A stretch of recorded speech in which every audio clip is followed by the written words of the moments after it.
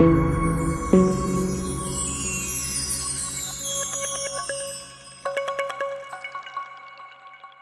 it.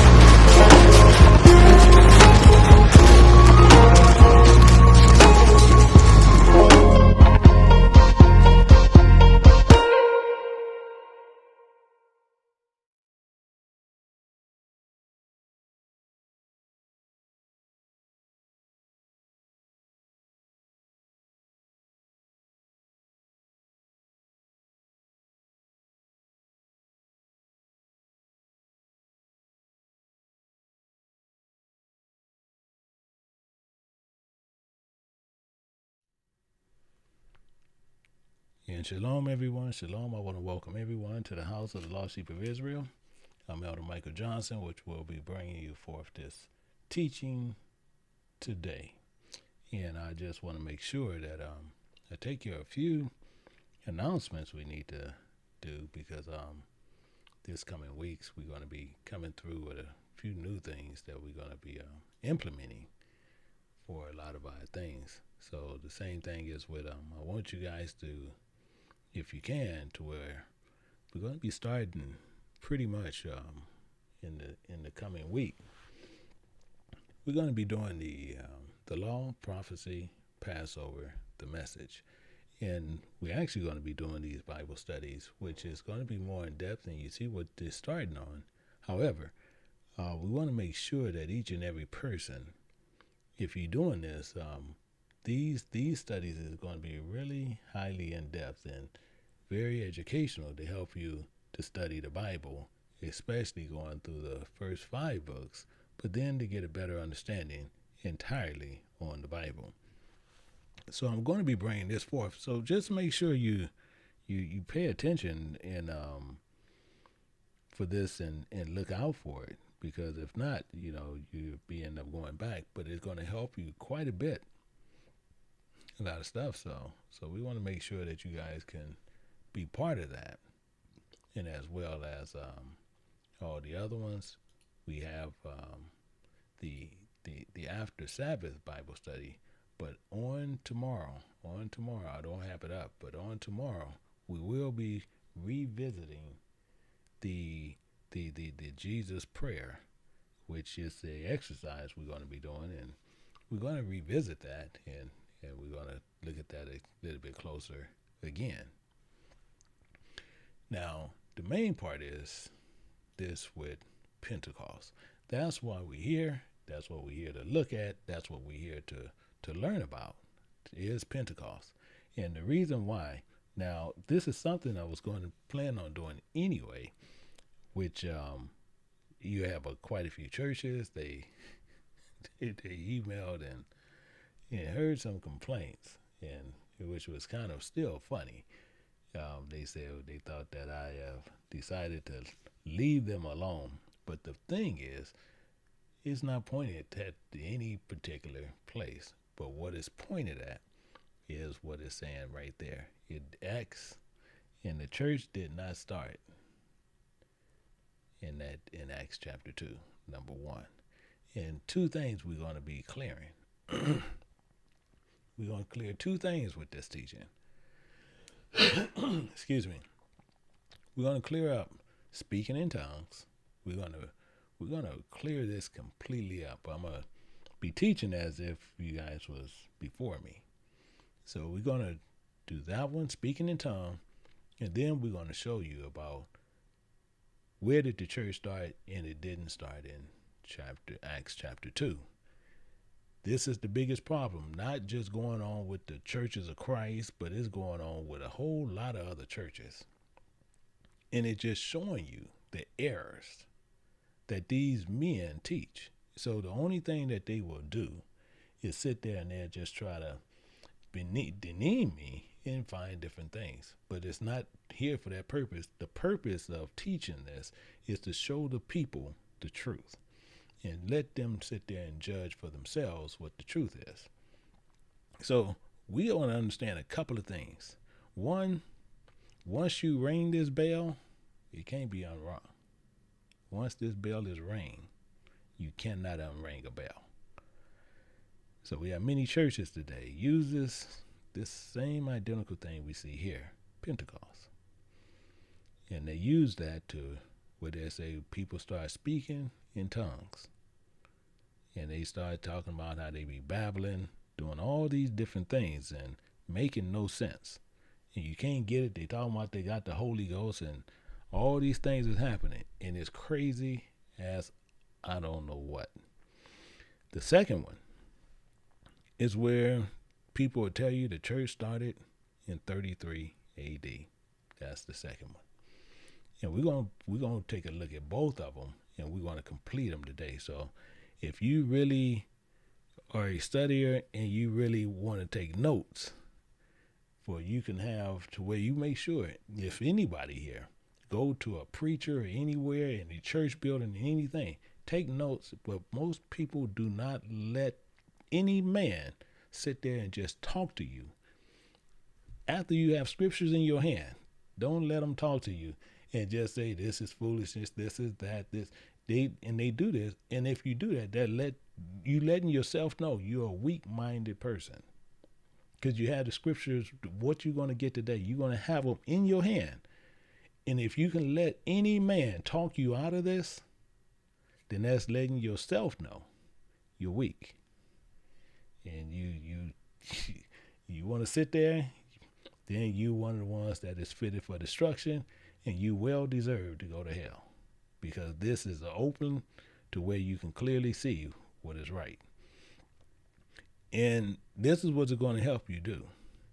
So as we're doing this, we're going to see a couple of things. Because 33 AD is, you don't know where they got that from. And I just want to let people know that. They don't know where they got that from. Because the Old Testament and the New Testament do not speak about dates. I want you to pay attention to that. And dates is spoken. I just don't say anything, but I'm going to show them to you in 1 second. But dates are spoken, but they're not in the Old Testament and they're not in the New Testament. And the same thing, you have men that sit there and they have 66 books and they use this to try to get you to believe something, and they missing the other 14 books, which is known as the Apocrypha, as today, which we're going to be looking at. So what I want to do is start this here, because we're going to be setting this up in more of a lecture type format, because I want to make sure that you people have all the information you need to understand what is happening. Because this date that you're going to see is what's going on, because people are going to tell you that God is coming back, and they saying Christ is coming back for the bride, coming back for this particular building, this church. This stuff is going up, and what's going to happen. We're going to find out what's happening here, because we got to look at this all together. So what we're going to do, we're going to start up, and we're going to go right over here in the first part. We want to look at this, but we want to look at it real close. We want to go to 2nd Esdras chapter 7. We're going to look at 26 to 32. The reason why I want you to clearly get this, and I'm going to try to stay as calm as possible to where we can fully get this all the way through, because it's going to take a minute, because we're covering two things. But I want to show you something in the Apocrypha to show you this thing that's going on. And we're going to look at 26, and it says this. It says, remember, it said, the time shall come that these tokens, we want to understand these are tokens, I have told thee shall come to pass, including the bride shall appear, and she coming forth shall be seen, that's now is withdrawn from the earth. Now we have a couple of problems here, but we're going to work all those out, because I'm going to show you. We're going to come back, and I want you to remember a couple of words. But I want you to remember adorn. You pay attention to adorn. I'm going to tell you what it is in 1 second, but I want you to remember what it's talking about. I want you to really pay attention to what it's talking about, because it's talking about a bride over here. And I want you to also look at Wisdom of Solomon, chapter 18, in verse 15. And we're going to look at that one, and then we're going to come back over there. So don't worry about that right now. We're going to come back. And Wisdom of Solomon, 1850, it says, Thy almighty word leap down from heaven out of thy royal throne,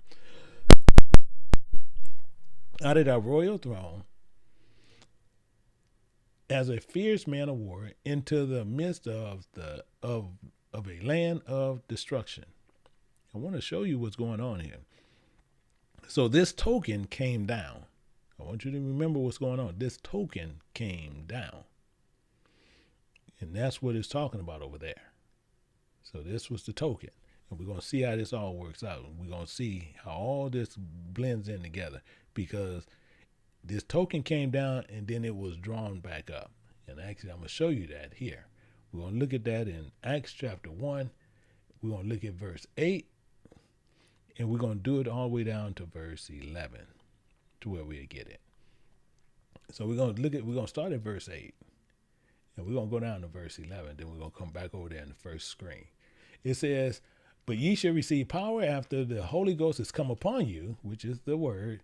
And it says, Ye shall be witnesses unto me, both in Jerusalem and in all Judea and in Samaria, unto the uttermost parts of the earth. And it gets better. It goes into verse 9. It says this here. It says, including when he has spoken these things, this token was going to speak these things through you, they beheld and was taken up in a cloud, received him out of their sight. Verse 10, and it's telling you again, I want you to pay attention to what he's saying here. And while they looked steadfastly, these things was proven to be true towards heaven, he went up, and remember, 2 men stood by him in white apparel. In white apparel. Watch what happens, what he says. Verse 11. We're going to pay attention to what he said in verse 11. It says, which also said, Ye men of Galilee, why stand ye gazing up into heaven? This same Jesus, this same salvation which is taken up from you into heaven, shall so come in like manner as ye have seen him go unto heaven. Why are we using this? Because he's telling us something that we need to know. What he's coming back for? Because he said these things, and we want to remember what they are. Just as I said, it's coming down. This bride coming down. We got to remember he's coming down for his bride. I want you to pay attention to why this is saying this, because we're going to be ready to go into it. And you look at Luke chapter 21, verse 5. Here's one of your keys here. This is the blend. It says, some should speak of the temple, how it was adorned with goodly stones and gifts, he said. So I know some people sitting there, I'm not seeing the contrast and seeing what's going on. Don't worry about that, because I'm getting ready to show it to you. You're going to see it. Because you got to remember, it's adorned. The bride is adorned. And when you're seeing something a woman is adorned, she's decking herself for her beauty to come and present herself before her husband. That's what's going on. That's why it's talking about adorn. She's decking herself. This is why Christ said this. And you'll see some of these things starting to click with you. We're going to look at Exodus chapter 19, picking it up at verse 5, and we're going to find out what this is all talking about.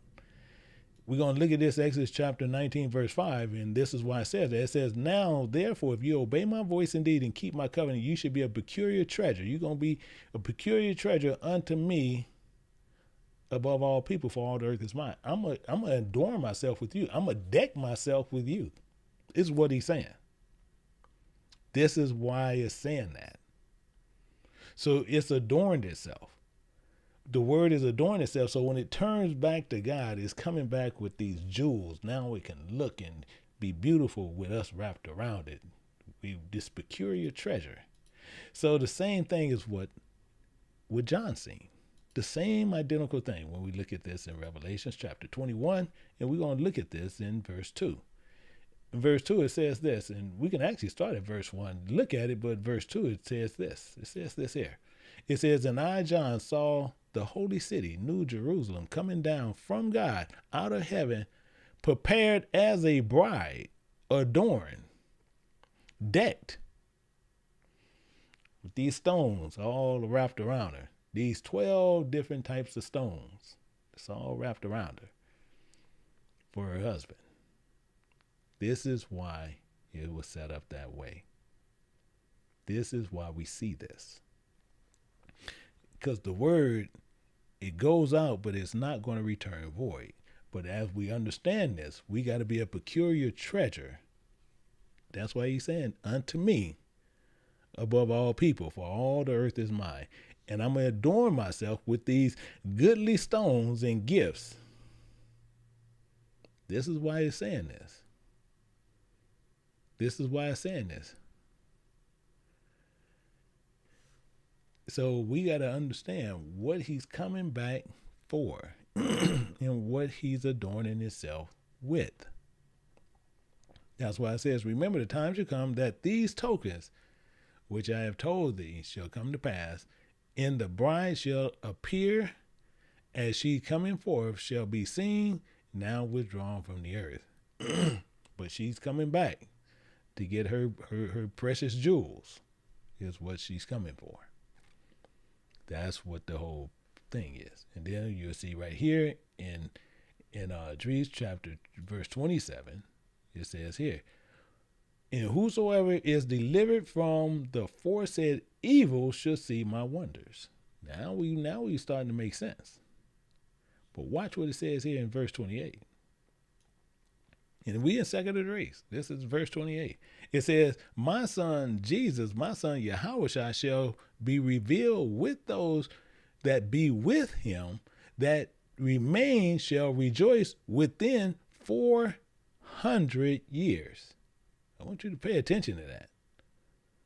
This is Old Testament. This is really the Apocrypha. This is all that it's saying. And this Dries is Ezra telling you this. But they'll tell you this is a lie. How are they going to tell you it's a lie? Because that's a lie. Then Ezra's a lie in the Old Testament. That's the part we want to understand. But you see, he's telling you of this prophecy. But he goes on better. We're going to look at verse 29. We're going to keep going. It says, after these years shall my son Christ die, and all men should have life. Verse 30, and he says, and the world shall be turned into old silence 7 days, because he's going to make a pact with them, like as in former judgment, so that no man shall remain. Now watch this again. Verse 31. And it says, after 7 days, the world that yet awake not shall be raised up, and they shall die that is corrupt. Exactly the point. Verse 31, it says, verse 32, it says this, and we'll see this all the way through. And it says, and the earth shall restore those that are asleep in her, and so the dust, those dwell in silence, and in the sleep secret, the secret places, shall deliver those souls that were committed unto them. This is the whole thing that was going on. So we in the earth, just like diamonds. We in the earth, just like jewels, being pressured, going through these things. That's why it talks like this. That's why it tells us this, and it tells us this in parables. So the same as you'll see a diamond that sits down, miles down under the earth, and it's going through all these pressures, this heat, and it's being molded to where once that diamond emerges, it's crystal clear. You can see straight through it. That's what he wants us to be. So he has to get all this dross out of us as we here in the earth. We are buried here in the earth, and that's what he wants to come out. But what I want to do, we want to focus on that and build on that. Because the problem is, they sit in there and they want to start trying to put together these deaths, these years, these things. And as I said, these years makes no sense on what they say. But we want to look at this and prove what's being said on these years. And then we can get down into the tongues and everything else. But we want to take care of these years for a second. And as I said, we know Old Testament don't have anything, as well as New Testament don't depict them. But the Apocrypha actually do. Which we're going to find a lot of issues with a lot of things. So what I want to show you is this here. We want to look at this, and I want to invite you over. We're going to look at First Maccabees. We're going to look at First Maccabees. We're going to look at chapter 1 in verse 10. First Maccabees chapter 1 verse 10. Show you something that's really interesting, because I'm going to take you to a few places that's in here. First Maccabees chapter 1 verse 10, it tells you this. It says, and there came out of them a wicked root,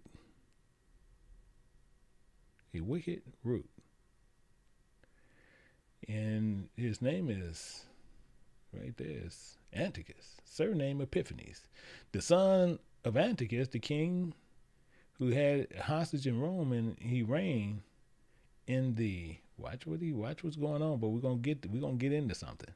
We're gonna get into something in 1 second. He said in the 137th year of the kingdom of the Greeks. I want you to pay attention to that. I want you to pay close attention to what's getting ready to happen. The reason this here is we're gonna find out what the problem is. Because now let's drop down to verse 20. I just wanted to pay attention because we're going to start seeing some dates. We're going to drop down to verse 20 here. And we're going to build a little bit more. It says, after that Antiochus has smitten Egypt and returned again to the 143rd year, went up against Israel and Jerusalem with great multitude. People say, well, this is not telling me much of anything. Well, we're getting ready to find out, because he's telling you what's going on. Now we're going to drop down to where it's going to start making more sense. Why we're hitting those certain areas. We're going to drop down. We're going to go to First Maccabees chapter 1. We're going to look at 53 and 54 to show you where these problems are. Then I'm going to show you what the issue is. we're going to look at 53 and 54. And then we're going to find where the issue is. Why are we showing this? And it's saying right here in 53, it's saying that, and drove the Israelites into secret places, even wheresoever they could flee to succor. But this is the problem here, which is the problem for Christians and people alike. It says, now the 15th day of the month, Caselu, the 145th year. I want you to see, pay attention. They're telling you in the 15th day, the 145th year, they set up abominations of desolations upon the altar and built altars throughout the cities of Judea and on every side. Now, this is giving you a date, a year, and a month. I want you to think about that. The 145 year in. Now, we want to pay attention to a couple of things. Because we're going to look in the chart in a minute. We're going to look at BC and AD. BC works backwards, which I'm going to show you in a second, and AD works forward, which we supposedly is in AD currently today. But I want to show you the same thing. You see this year here. We're going to see how the years start and keep progressing. So I want to take you to the same place, First Maccabees, but we're going to look at chapter 10. So we're going to look at chapter 10, and we're going to go to verse 21. So we're going to go to First Maccabees chapter 10. We're going to look at verse 21. And all this is going to make sense in 1 second. So if somebody's kind of confused, don't worry, we're going to work all this out in 1 second. Because we're getting the years straight that it's working out. It says, and in the 7th month of the 160th year, now we went further down into the scripture. Now you see we in the 160th year. At the Feast of Tabernacles, Jonathan put on his holy robe and gathered together the forces and provide much armor. We got this here. But let's go a little bit further. Because we see the dates is building. So they saying, you're going to see in a second, you're going to see what they talking about. The Apocrypha is BC. But you're seeing the dates is building up is what's going on. So we want to also look at First Maccabees chapter 13. We're going to look at verse 41. And we're also going to look at verse 51. So we're going to look at 41 and 51 to show you what's going on. And then we're going to deal with some other things. And we're looking at this here. In 41, it says this, thus the yoke of the heathen was taken away from Israel in the 170th year. You see how it's moved, the dates is moving up. The deeper we going into this verse, the more years it's starting to progress. So now when we look at verse 51, and this is one of the main reasons they still wanted this out of it. They didn't want this book in there. So when we look at verse 51, it says this. And it says, entered until the 23rd day of the 2nd month in the 171st year, with thanksgiving, the branches of palms and harps and cymbals and viols and harms and songs, because there was destroyed a great enemy out of Israel. But you see the date. It was the 3rd and 20th day. So it was the 23rd day. And it was the 2nd month of the 170th year. So we see that. Now the problem why this is being so brought up is a particular reason. Which I'm getting ready to show you why we have an issue. So I want to invite you more over to where we're going to look at this here. And I want to show you this here to show you something. Now this here is done on Bible Gateway, which they were showing the same thing in a couple of lockdown areas where I do some studies, but they was showing the same dates over there where I check some things, and they showing the same dates. So this pretty much probably where you got the dates from. However, we want to make sure what's going on. Now we're going to see what these dates are. The reason why we want to see what the dates are is because, just like I said, before we start running the dates, what I want you to pay attention to, as it's showing right here, BC numbers goes backwards. So if it's 1,000, 1,000 is going to work its way down, back down to 0, well, back down to 1. If it's AD over here, so if it's AD, it's going to work its way up. That's what it's going to do. But you see, in the Apocrypha, it was already working its way down. We see that. So it's working its way down. This is why we have a problem. And this is where we're going to get into a lot of different things. So we see that there was a problem already. But let's go back to here. This is where the issue is. This is where the issue is. So we're going to look at this dates and we're going to get some things together. So it's telling you Job. So we're looking at Job earliest date, but date unknown. Now we know Job was written by actually Moses. But that's beside the point. We want to stay focused on what we're going to do. We want to stay focused on that. And you see Genesis is started in, they're written from 1445 to 1405. You see how it goes back. You see how the dates go back. They're going to keep going back. The same thing, Psalms were written in 1410 back to 450. But we have a problem here. The reason why we have a problem here, I must show you why we have a problem there. Because Psalms, I'm going to show you where the issues are. Okay, so if Psalms was written in here, if Psalms was written there, I want you to pay attention to when David, and you know David, you see David in here. Everybody know that, and you've seen him in a couple other places. But I want to focus there. The reason why I want to focus there, so if this happened, Psalms was written here, and David showed up there.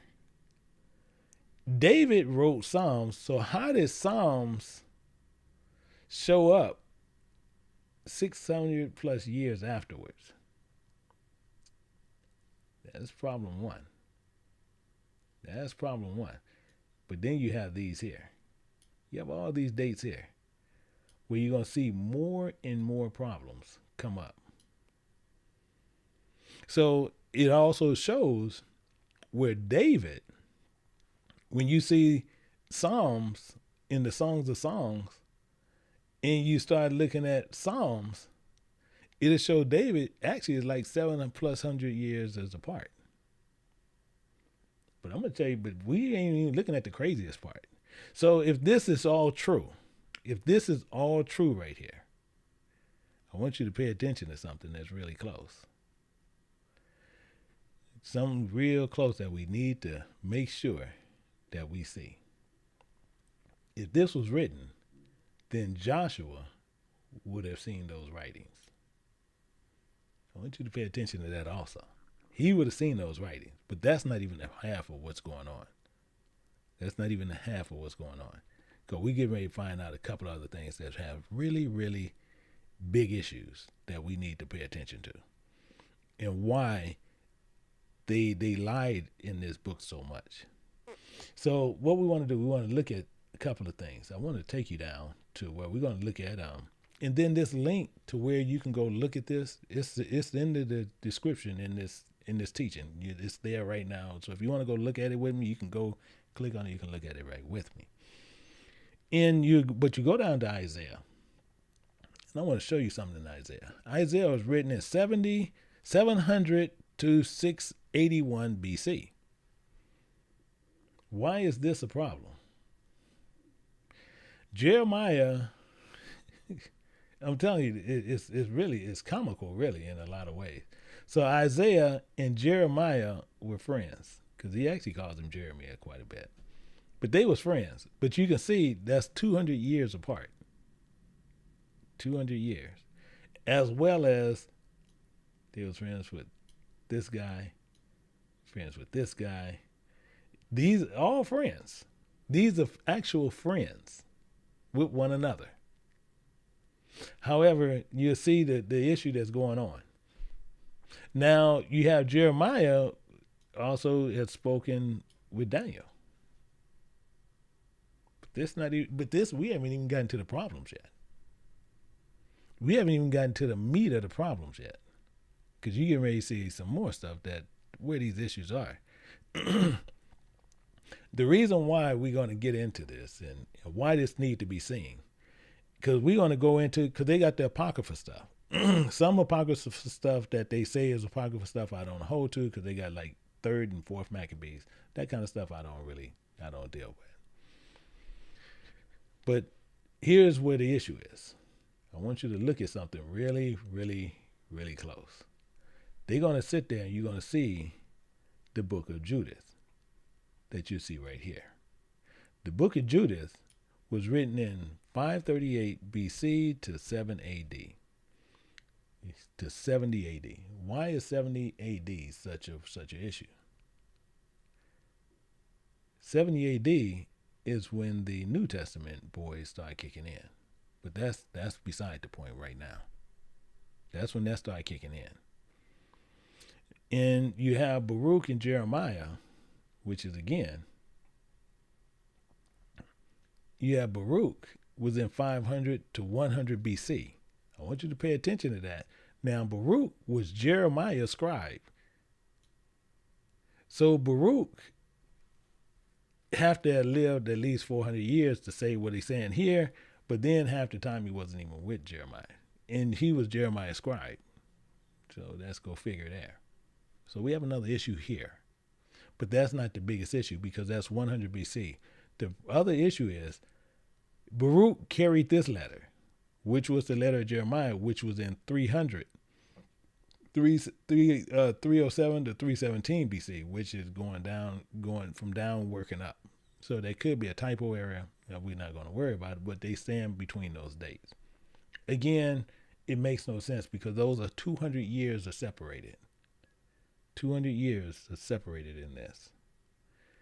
But now we get into a problem because now we have to look at this guy.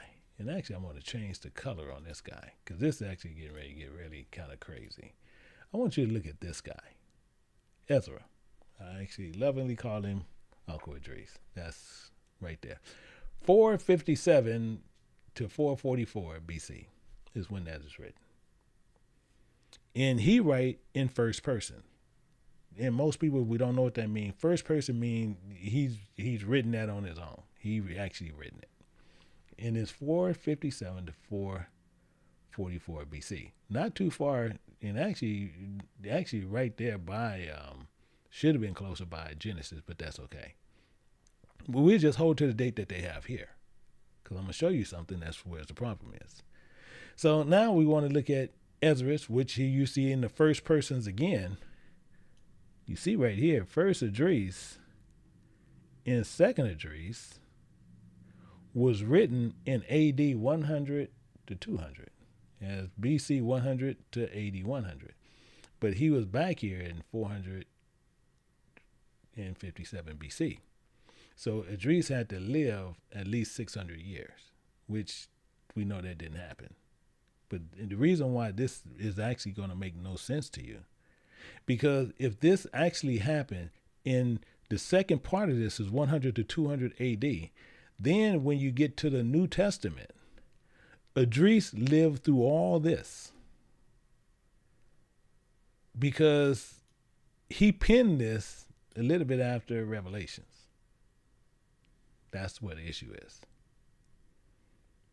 But I'm showing you the craziness. And when you want to see 33 AD, let's look at this. And we're going to look at Acts. Acts, they say they got to act. They say they is accurate. It was written in 62 AD. I want you to think about this. So the question still becomes is, how old is Idris? Because Idris met Yahushua. James wasn't on board at first, but then James came on board in 44 to 49 AD. But we still remember what it was saying in Maccabees was in the 100 140th year, and they moving up. These just start moving up in the New Testament. This is the problem. This is why, you see it's so many issues with Christian doctrine doing this. This is why so many issues. In fact, you can even look at Esther. You're going to see Esther. Esther was written in 200 to 1 BC. You see how it's going down. In Esther, it starts again from the 10th chapter, but you see Esther here, it was 100 and so years later. If you just use the 200, it can go anywhere from 400 to 100 so more years difference. It's right there, showing it to you. You can see it right in front of you. And you see where the issues are. So now and you see even Susanna was written in 400 BC to 70 AD. Same thing with Psalms 51. They got that BC to 100 AD. They talking about things that was written after Revelations. After Revelations. I want you to pay attention to that. The same as with Ezra. He was written after Revelations. After Revelations. Not before after Revelations. And I don't know if people take that serious or whatever, but it's telling you something that makes absolutely no sense. How can this man, Ezra, who goes by Idris in the Greek term, writes this after all these events? And the main thing is most people going to find no issues with what they see right now. Still, I'm part of this. But when you see this, as we were saying, when you see these things happen and people still want to hang out where they want to hang out, that's why I say, a lot of times you'll see me, I say things and people, they say they'll go to hell. They deservingly go to hell. Deservingly so. Because BC, again, works backwards. BC works backwards.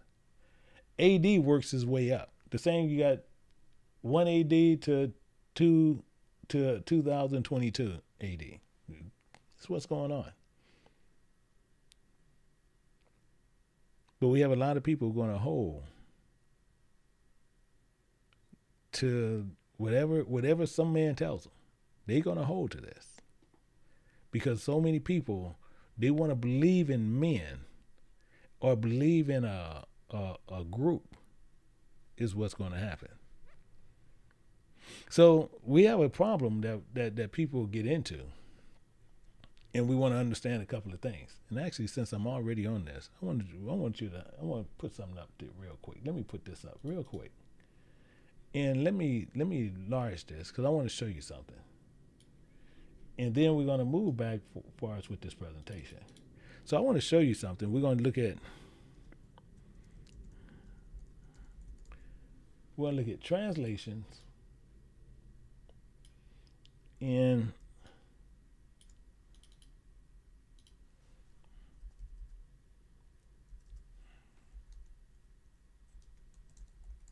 we're going to look at transliteration. So we want to pay attention to this. The reason why, because I want to show you how people, and it's really important when you learn from the right people and learning from wrong people, because this here, I'm going to show you the difference on what the difference are. Because you have translation and you have transliteration. So translations here, and just to make sure,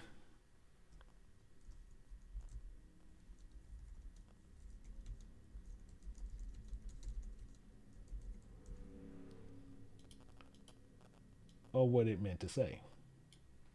That's what translation is. So translation is telling you the same thing. So the same thing is, if they translate it into another language, so same as they use Michael, and you go in another country, they'll call it another name, Miguel and Michelle, and they just translated it into their language, but it has the same meaning of Michael. That's translation. Now you have transliteration. Most people don't know what that actually is. So what the transliteration is. This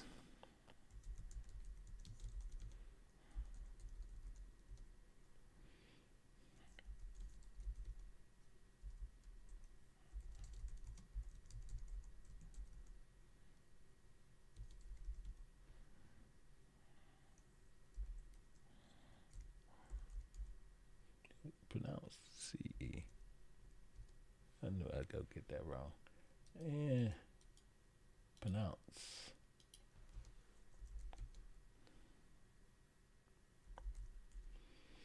So, transliteration changed the letters. That's what transliteration is. It changes the letters of the alphabet of the language or towards the corresponding ways. And it's the similar sounding characters or alphabets to where person can actually see it and understand it in their transliteration. Now they can understand what you was actually writing out. The same thing like they translated Paleo Hebrew. And we're going to find out some more on that.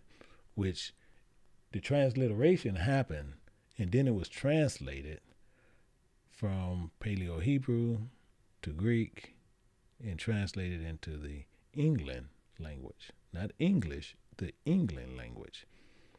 And then what it did, when it moved over to the England language, it moved over without the function or the meanings of those words. That's what happened. So we have to remember what the original meaning is, excuse me, and which can help us. So we have to remember the transliteration had to be used just to change the character of the Paleo Hebrew, which changed it to Greek, not changing the meaning of the word whatsoever. And this is why we have such a problem today, because people will translate a word and then they're going to translate its meaning. Same thing they use gay. Gay mean back then was gay clothing. Today they talking about gay and talking about a person homosexuality. So what they did, they confuse people doing this. But his word don't change. So now changing the letters and other things, creating this within a written language, which we're going to find out what that is also.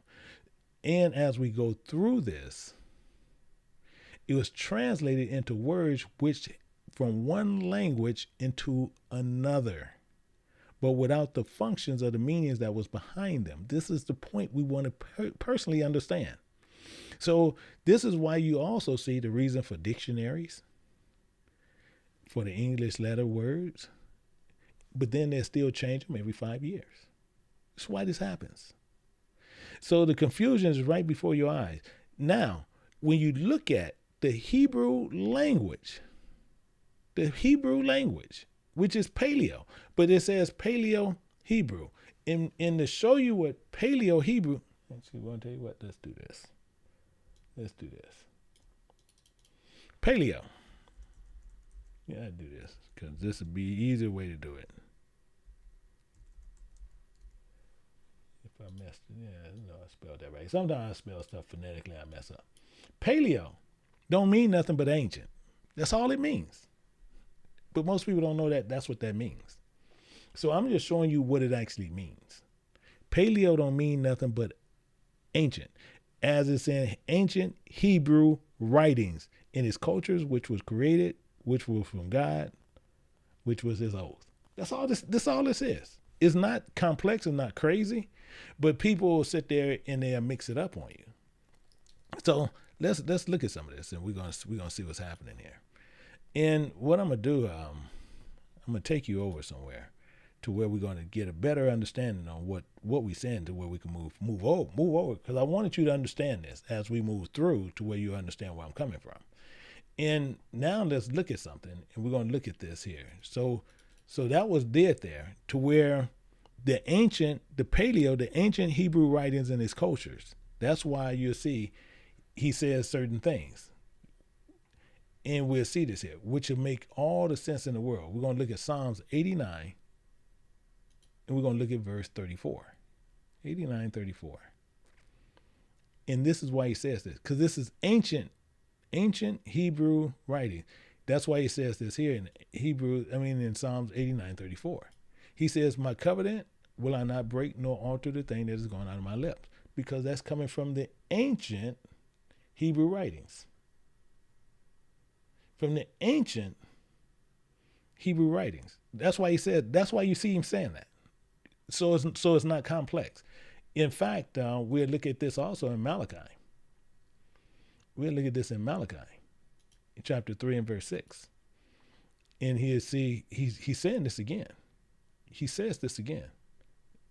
And we'll see this here. It says, I am the Spirit of God, I change not. No, because he's from the ancient Hebrew writing. He done penned this. He's not changing anything. It says, therefore, ye sons of Jacob are not consumed. Because we are not consumed, all we have to do is stay with the Hebrew writings, the culture of it, and we don't have no issues. But people have changed these things, is what he's saying. That's what's happening. So this is why the sons of God, and he made an oath to who? To Abraham, to Isaac, and to Jacob, according to the Hebrew language, which we're going to get into the language in 1 minute, because we're going to find out what the language is saying. We got to know what these things mean. If we don't know what they mean, it can't help us. We need this to where if we want to sit there and we want to get close as we can to God, we got to know what he's talking about, not what he's talking about where people change the things to today, but what he's talking about yesterday, and we bring them to today. That's what we have to do. So we have a big confusion here. This is a big confusion that's going on here today. So many people believe that Christ came down. I want you to understand what's going on. He came down and confounded their languages to speaking in unknown spoken languages. I can do a poll and you'll see people, because this is what's taught. And that's not what happened. That is not the truth. Because they don't know what language means. This shows you when people sit there and they talk about, they know what they're talking about, they're doing this, and they run into concordances and commentary. This is why they so screwed up. But when you get the simplicity of what he's talking about from then, you get the simplicity and understanding today what he said yesterday. Let's look at this. Because I'm seeing I'm going to end up getting hyped. So I just want to stay calm to where you can understand what's happening. But people uses that for talking about God, talking about something else. But I want to show you more so what's going on. So let's look at some of this. And we're going to go, let's go to 1 Corinthians. We're going to go to 1 Corinthians. We're going to go to 14:27. 1 Corinthians 14:27.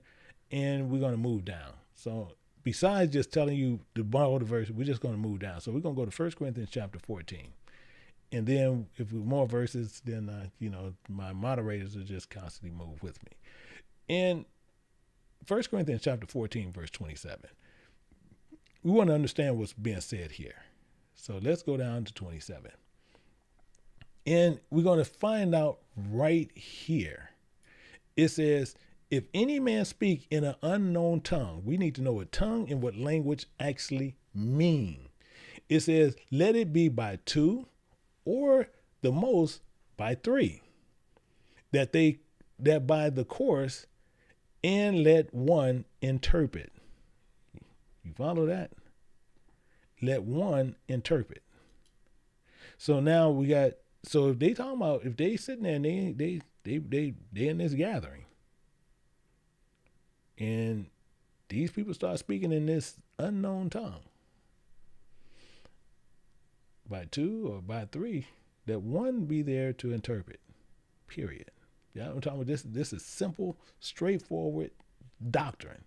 And people will sit there and lie to you. And you see people, you can go in churches today and you'll see people doing this all over the place, and all craziness is all going through. But watch what he says here in verse 28. It says, but providing there be no interpreter. So if there's no interpreter there, let him keep silent in the church, in this gathering. So now you see people do this all over the place. They do it and nobody know what anybody's saying, but you'll sit there. And this is the craziness. When somebody's just babbling on. And it says sit there. It says let them keep silent in church. Let them speak to himself, including to God. If you're doing this. See, because people are going to babble, and you got people sitting there babbling through ignorance, thinking they saying they talking to God. But even to make this even clear, let me show you something. Let's make something clear. We're going to look at Numbers, just to help you out. We're going to look at Numbers chapter 12. And we're going to look at 1 and 2, and we're going to see chapter 12, 1 and 2. We're going to see what he says here. And Miriam and Aaron spoke against Moses because of the Ethiopian woman whom he had married, for he had married an Ethiopian woman. But watch what she says. So Miriam, his sister, speaks, and she said, and they said, have the Spirit of God indeed spoken only by Moses? Has he only did it by Moses? Hath he not spoken also by us? And the Lord heard it. Now, we're going to see what he's doing here. We're going to find out something. Because he's going to find out. We're going to jump down to verse 6. We're going to do this. And we're going to find out exactly how this works out. We're going to see how this works out. And he said, hear now my words. And this is the Spirit of God speaking. He says, if there be a prophet, and you also have prophetess, but he's saying, because he's talking to both of them. He said, but if there be a prophet in general, if there be a prophet among you, I, the Spirit of God, will make myself known unto him in a vision. You write that down. So he'll be making himself known unto them in a vision. And I will speak unto him in a dream. So we got those two. Now, just to make sure we can seal this, we want to seal this off. So let's go down to Job. I want to close this door. We're going to go down to Job, and we're going to get something in Job. We're going to look at Job chapter 33 and verse 16 to pour more information on this what he's talking about and why he said it that way. Because he's saying right here. And you can see in verse 15, it says, in a dream, in a vision of the night, when a deep sleep falleth upon men, in the slumbering upon his bed, then he opened the ears of men and sealeth his instruction. That's what he's talking about over here in Numbers. Saying the same thing. But to help us out a little bit more, let's just read through it. And I might comment on it, but let's just read through Acts. And we're going to see the vision happens. So we're going to look at Acts chapter 10, but we're going to pick it up at verse 9. And we're going to work it down from 9. And it's telling us right here in 9. So we see here, we're in 9, and we're going to see what it says here, and we're going to go through it. It says, on the morrow, as they were in their journey, they drew nigh into the city, and Peter went up upon the housetop to pray about the 6th hour. And we'll see in verse 10 as it goes through. Actually, I just go down to here, and then I pick it up again. It says he became very hungry, and if you would have eaten, but while they made ready, he fell into a trance. So he went into a trance. In certain vessels descending upon him, as it had been a great sheet knit at the four corners and let down to the earth, wherein as all manner of four-footed beasts of the earth, wild beasts and creeping things, and fowls of the air. And you're going to see in verse 13, we're going to go all the way down to verse 17 and see what it says. And it says, and there came a voice to him. It said, rise, Peter, kill and eat. So he told Peter to do this. But you got to remember, he's sealing the instruction and he's speaking to them in a certain way.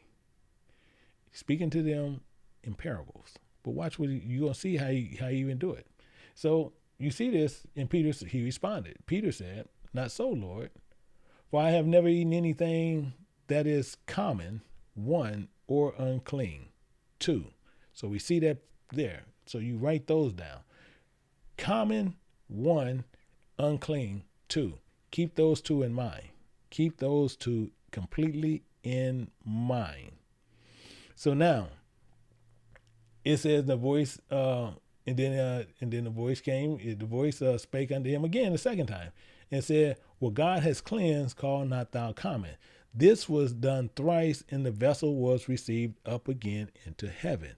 Verse 17. It says, "Now while Peter doubted in himself what the vision," he had seen a vision. That's exactly what they've been saying the entire time from the law, from the vision, which he has seen should mean. Remember, the men which were sent from Cornelius had made inquiry of Simon's house and stood before the gate. So this is what happened. But now you remember common or unclean, because that's what he was calling that. But let's go down to verse 28 and then move forward. And you'll see Peter is speaking again. But you're going to see he understood the vision. He says, "And he said unto them, ye know that it is an unlawful thing for a man who is a follower of Christ to keep company or to come into another nation. But God hath showed me that vision that you seen up there. He showed me I should not call any man common," what God said, "or unclean." He understood the vision. He understood the vision. And God already said this is how he's going to speak. And we're going to see this here. The same thing, we're going to go to Psalms. Psalms chapter 78. Psalm 78, we're going to look at verse 1 and 2. Psalm 78, 1 and 2. And it says, "Give ear, O my people, to my law. Incline your ears to the words of my mouth. I will open my mouth in a parable, in utter dark sayings of old." Those Paleo Hebrew words, those cultures, is what he's talking about. I'm gonna say things of old.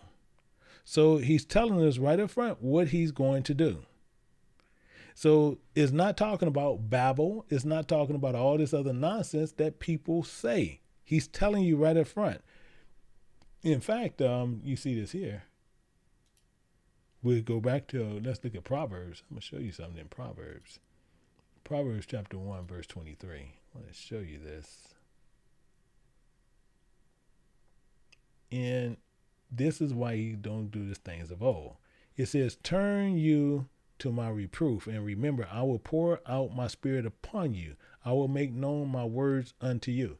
It's not confusion. It is not confusion. He's going to make his reproof. He's going to do this reproof, meaning he's going to rebuke. He's going to correct these things in parables. In fact, we'll see this over in Joel, where people, and they go to Joel constantly. They go to Joel and they love to sit there. Oh, no, I got to go back up.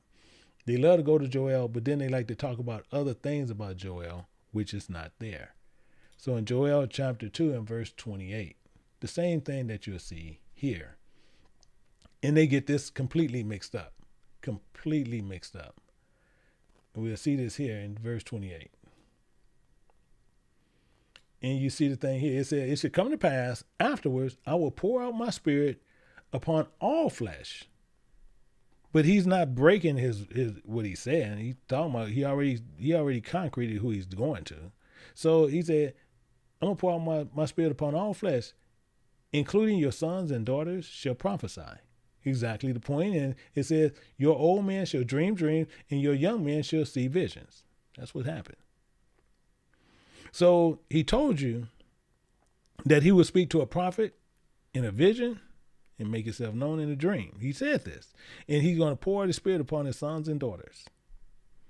And not talking nonsense. Not talking nonsense. And that's what Peter said in Acts 28. He said, God had showed me I should not call any man common or unclean. This is why he was saying that. But now let's go back over to 1 Corinthians chapter 14. And now let's pick up some more. Let's pick up some more. And we're going to go down through here. And we can sit there and, as I said in verse 29, but we want to pick up at verse 30, it says, let the prophet, you see right where he's saying, let the prophet speak 2 or 3 and let the other teach. That's what he's saying right here. Clear as day. Not hard, not complex, but he's telling you right up front what they're going to do. So the prophet's going to talk in 2 or 3, but then the other's going to teach as they sitting there doing these parables, these dark sayings. And the other one is going to teach. And now we're going to look at this in verse 30. And we're going to see here. It says, if anything be revealed to another that sitteth by, let him first hold his peace. Let him first hold his peace. You see that? And watch what happens here. Watch what happens here. It says, for ye may all prophesy one by one, that all may learn. You see what he's saying? You all going to learn through them prophesying, and all may be comforted, because you have one teaching you those sayings. Watch what happens here. I'm gonna keep this up, but I want to show you the difference here. I'm gonna put over here 1 Corinthians over here also, and we're going to the identical place. We're going to go to 14, but we're going to go to I want to go to verse 22 and 23, because we can't see it over there, but I want to show it over here so we can put them side by side. So 22 and 30 and 23. So same place, but we're doing 22 and 23. It says, wherefore, I want you to pay attention to this again. And this is why they do this in churches and buildings, and it makes no sense. Absolutely no sense on what they're doing. It says, wherefore tongues are for signs, not to them that believe. So if they doing this, they speaking in riddles, they speaking in parables, and they speaking in these things. Those are not for those people who already believe and they know some of the parables. That's not for them. He says, but them that believe not. So those parables, those dark sayings, those paleo ancient things that he was telling us what we shouldn't be doing, those things was being said. And it's not for them. We getting to a point here. And it's saying, but to them that believe not. We're going to find out all this when we get to Acts. We just going down through the grocery store. We getting all our groceries, and then we're going to unleash them all. And it says, but prophesying serveth not for them that believe not. Prophesying serve not them. So if people don't even know the Bible, and you got people sitting there, they're all of a sudden, they don't know the Bible, and they, blah, blah, blah, blah. It's not for them. It's telling you right here. It is not for them that believe. They didn't came to believe, but now all of a sudden they talking in these tongues. That's craziness. That's what he's saying here. It's saying, if there be the whole church, and if there be the whole church come together into one place and all speak with tongues.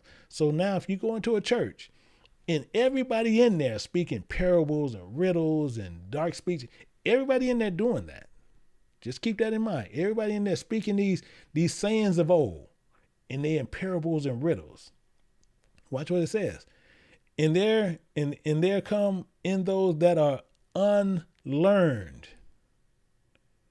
They don't know what these parables mean. They don't know what these dark riddles mean. They don't know what all these dark, they don't get it. It says, or unbeliever. They will say that ye are mad. They'll sit there and tell us we're crazy. I get that all the time, but that's beside the point. But this is what goes on.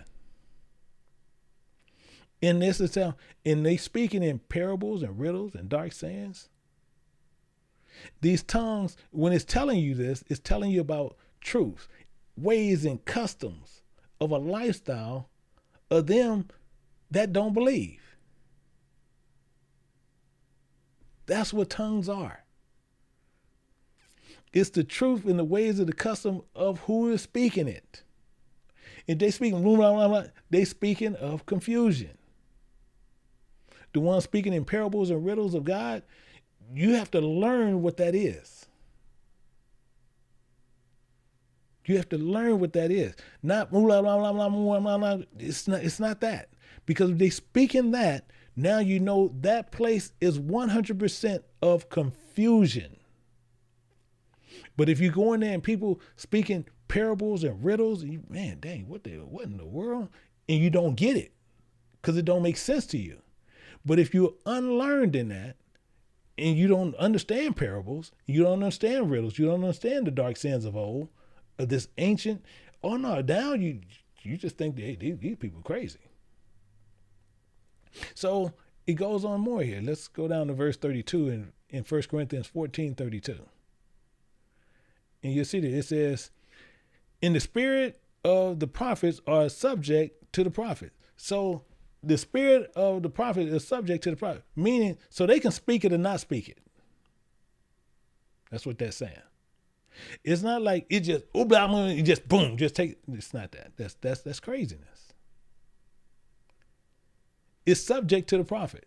Okay, well, no, I need to be quiet because I know they ain't going to get it. That's what that's saying.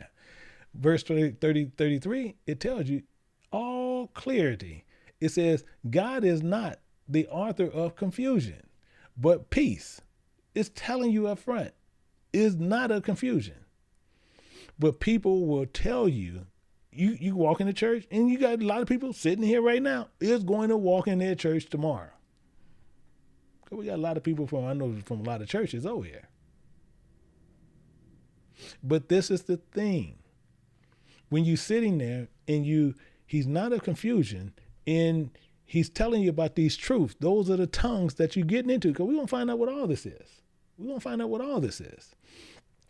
So let's look at this a little bit closer, because we need to understand what language of the Bible is and language of the world. Language, because that's very important. Because the language is a development system. It's a developed system. Please get this. Please understand what it is. Because as you understand this, it tells you about the spoken symbols which a human being, by means and meaning that he's part of this social group, that he can participate in this culture. And they're going to express the same interests and outcomes. So what do I mean by that? This is what I mean. We got the language of the world, and we got the language of the Bible. So the language of the world, please make note of this, because it's the language of the world is their pronunciations, their methods of combining things to understand by the community studies that language. That's what that is. They can articulate something through their writings, and that's basic language, being the language that they just willing to understand the writings of something that's going on. That's it. That's language, English language, Lingling language. That's language 101. But what about the language of the Bible? The language of the Bible is another. They two different things. That's why you have one of the world, you have one of God. Language. So the language of the Bible is an agreement. Please write. You need to write this. Don't sit here just be surfing through here. Language of the Bible is an agreement, a unity on one accord. That's what this is. That's what this is. On one accord. And actually, we're gonna tell you what. Let's dig a little bit more into that. We're gonna look into a little bit more into that. Because we're going to pull this. We're going to go over to Genesis chapter 11. And we're going to look at verse 1. Genesis chapter 11, we're going to look at verse 1. The reason why, because this is going to actually explain it for you. This is going to actually explain it for you. So Genesis chapter 11, verse 1, and then we'll go down from there. It says, the whole earth was of one language. Talking about in the Bible, according to Bible. So if there was on the one language, there was on one accord, one agreement. Everybody with me? If everybody with me, this is what it's talking about. So they was on one accord. They was on one agreement. And it tells you end of one speech. So now they having one conversation, one discourse, one expression of a thought. This is what that's saying right there, and all in that verse. But let's see what's going on here when we get down to verse 2. And we're going to see where some problems started happening. It says, it came to pass after they journeyed to the east, they found a plain of land of Shire and dwelt there. So we have a couple of problems here. And I'm going to share with you to where we can make sure everybody knows what's going on here. And see, and I really appreciate Sister Smith, because she's actually even writing, she's actually giving you definitions. So I appreciate that. But the main thing is so they was in the plain of Shinear. So the plain is telling you about the valley. But what you want to put on its meaning in the functioning of that, it's a hiding place. That's what it is. So it's talking about the plain is a hiding place in the land. It's telling you that right up front, of Shinear, which is Babylon. That's what that's saying. That's what Shinear is. Babylon. So Shinear, Babylon. That's all it's saying. So keep that in mind. So now, as it's saying that, and they dwelt there. And they dwelt right there. And watch what happens. So we know what's going on right now. Okay, so it says, and they said to one another, let us go and make brick and burn thoroughly, and that they had bricks of stone and slime, and they had they for mortar. So now we got to find out a couple of things that's going to be going on, because you're going to see what happens here. You're going to see some crazy stuff happen here. As soon as you get in verse 4, the crazy stuff getting ready to happen here. It says, and they said, let us go. Let us build us a city. We're going to build us a city, including a tower whose top may reach unto heaven, and let us make us a name, lest we be scattered abroad upon the face of the whole earth. Remember, they was on one accord with this. See, they was on the same language. This is what they was accord on. They had this same conversation. And they in the land of Babylon. Keep all that in mind, because all this, they telling you the story. Because actually, let's go here. I want to let's put this in our pocket. We need to put this one in our pocket. And we'll get this. Let's go to Isaiah chapter 14 and put this one in our pocket. We're going to go to 13 and 14. Let's put this one in our pocket so we'll know what's going on. It says, thou hast said in thy heart, I will ascend into heaven. I will exalt my throne above the stars of God. I will sit also upon the mount of the congregation in the sides of the north. I will ascend above the heights of the clouds. I will be like the Most High. This is what they were talking about. You can look at it. This is what they into. So this is what they already had. They was on the same agreement. They was on this, sitting there. They talking about they're going to build them a tower that reach into heaven. And these are things, one second.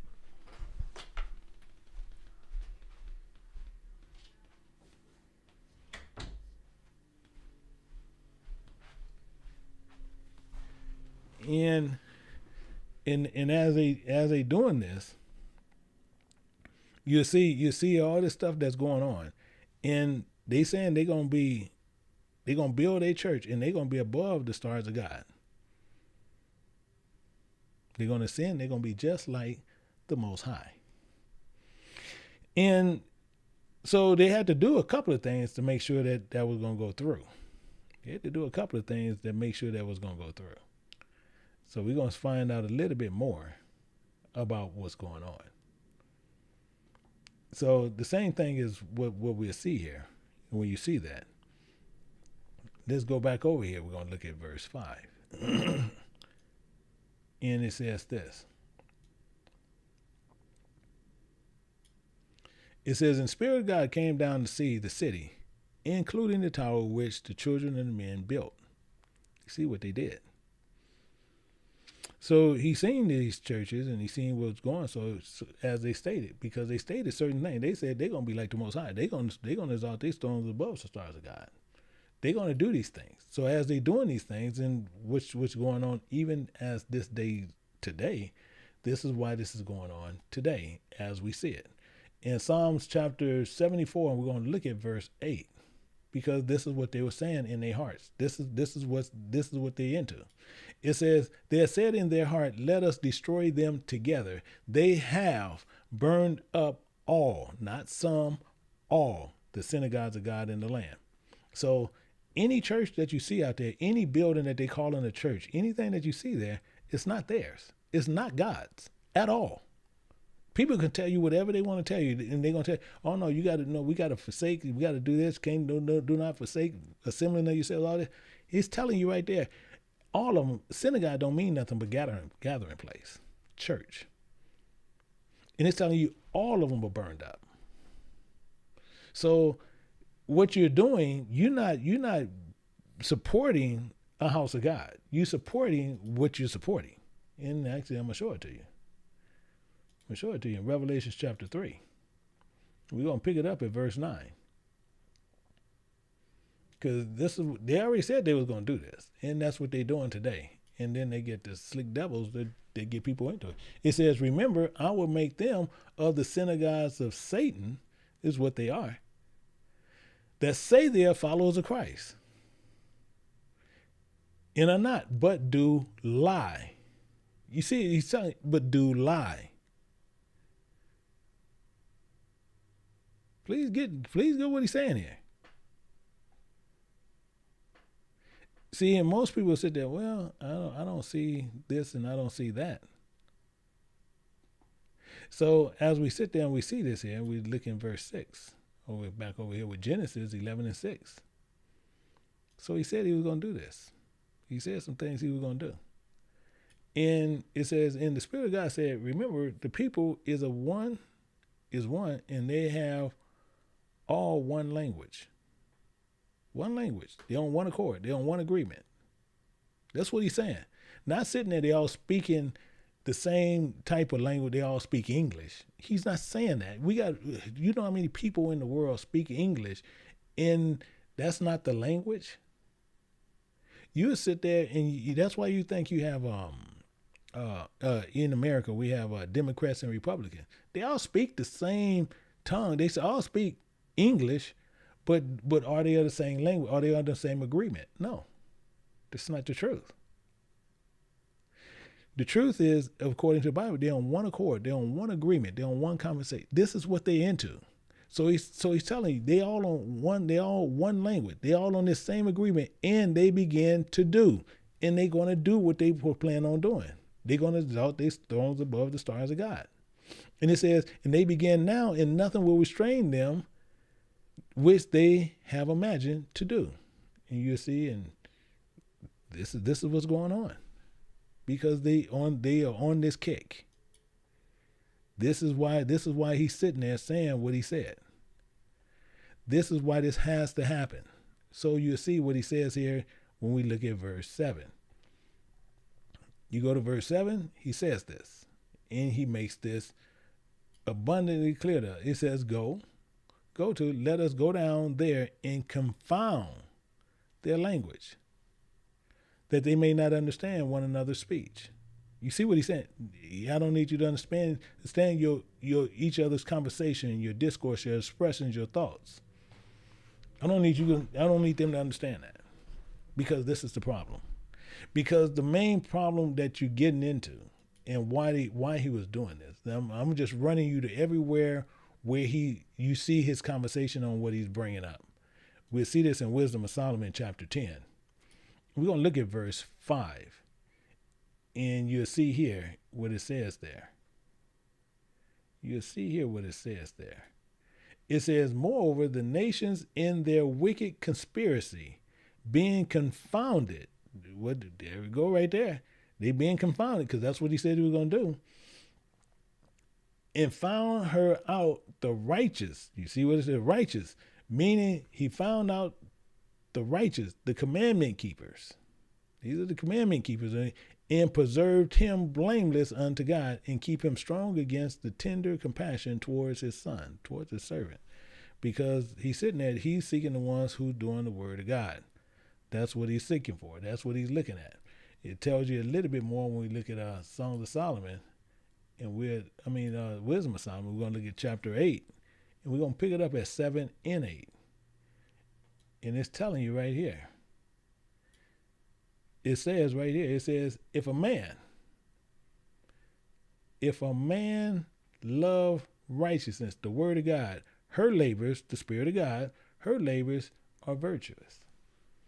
But she, the Spirit of God, teaches temperance and prudence and justice and fortitude, which are such things as men can have nothing more profitable in their life. It's right in front right there. So do you have this word from God, and it's telling you. And it's telling you even more in verse 8. It says, if a man desire much experience, she, the Spirit of God, knoweth things of old. You see how I keep going back to old? It keeps running right back to old. That's why he said, I will tell you things of old, because he's going to tell you about the customs, the ways of old. That's what he's getting into. Including conjuncture, the right, income. She knoweth the subtitles, meaning the sums, the conceptions on what's going on. She knows those. In the speeches, the conversations, the discourse, the expressions of thoughts. This is all what's going on. She can expound dark sentences. Understand what's going on here. Expound dark sentences. Foresee signs, wonders, and events of seasons and times. See, this is what was going on. This is why we see when we want to understand really what's happening, but you got to still remember what he said from the beginning. We got to remember what he said from the beginning. Keep this, and that's why I say some of this stuff we have to keep in our pocket all the time. All the time we got to keep these in our pocket. And just as I said, we're going to look at Psalm 78. We're going to keep it in our pocket. Keep it in the pocket. Put it somewhere close by you. We're going to open this up at Psalm 78 and verse 2. He's telling you right there. He says, I will open my mouth in a parable and utter dark sayings of old. This is just what he was saying. He's telling you right here. It says, if a man desire experience, she knoweth things of old. It's telling you everything you need to know. Everything now we need to know.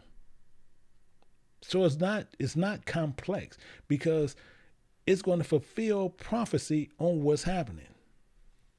In fact, you see, Yahushua even said this. He said something that was really profound even back then when he was walking. And he said this over here in Matthew 13:13. You see what he said this. And I'm just highlighting both. And it says, therefore, for that reason speak I to them in parables, because they seeing see not. So if it's not for you, you're not going to understand what you're seeing.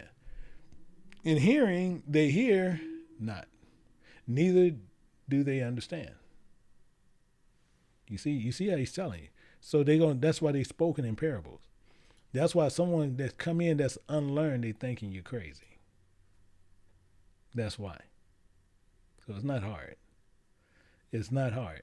So parables allow everyone to see. It allows everyone, even here, it allows everyone to see what I'm doing. But you have some people going to come here and they don't understand the similitudes or anything that I'm running.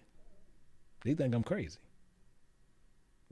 And I promise you, that's what they truly think. They think that we're crazy doing this. You have people in these churches and all these places, they'll sit there and they'll see this being ran. And they see they can't refute it. But they'll sit there and, oh no, that's craziness. It's not crazy, because you're seeing everything. The scriptures cannot be broken. So they're not going to understand the similitudes. They're not going to understand the parables. Hearing, they're not going to hear it. They're not going to understand the correlations in them. They're not going to perceive them.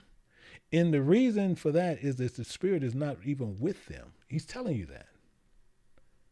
He's telling you that. In fact, I'll put that on there. Actually, I'll put that here. I'm going to show you something. and show you just what it's talking about. The Spirit is not with them when they like that.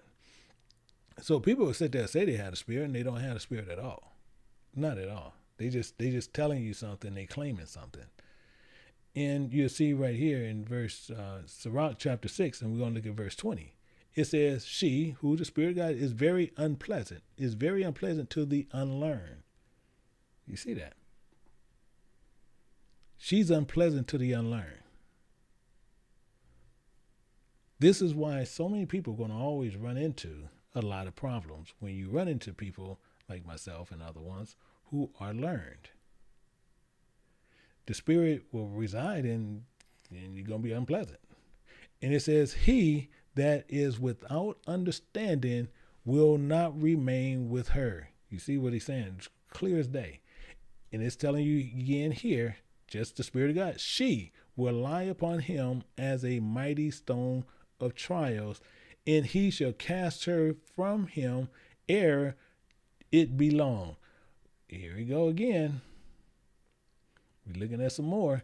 And it says, for wisdom is according to the Spirit of God, way, the name. That's what it's telling you right here, right up front. It says, she should not manifest unto many. She's not going to be manifest to many. But many people think she's manifest to everybody. That's not the truth. She's telling you right here in the word. It's not known to everybody. It's not given to everybody. It's not known to be given to everybody because it's not for everybody. In verse 23, it's telling you this here, even more clear. It says, give ear, my servant, receive my advice and refuse not my counsel. I'm telling you right up front here. So why is it saying it even in this way? Why is it saying it in this way? Because you need to dwell here. You need to dwell here, is what it's saying. But same thing like I tell anybody anytime, and I tell it to you in a heartbeat. This channel goes up and down. If you want to dwell, you dwell here. If you don't, hey, there's other places you can go. And we'll see this here why he says that. And you'll see this in Sirach chapter 51. Chapter 51, verse 23. In 23, it tells us and makes it a little bit better understanding. It says, draw near unto me, ye unlearned, and dwell in the house of learning. That's what he's saying. We need to come there.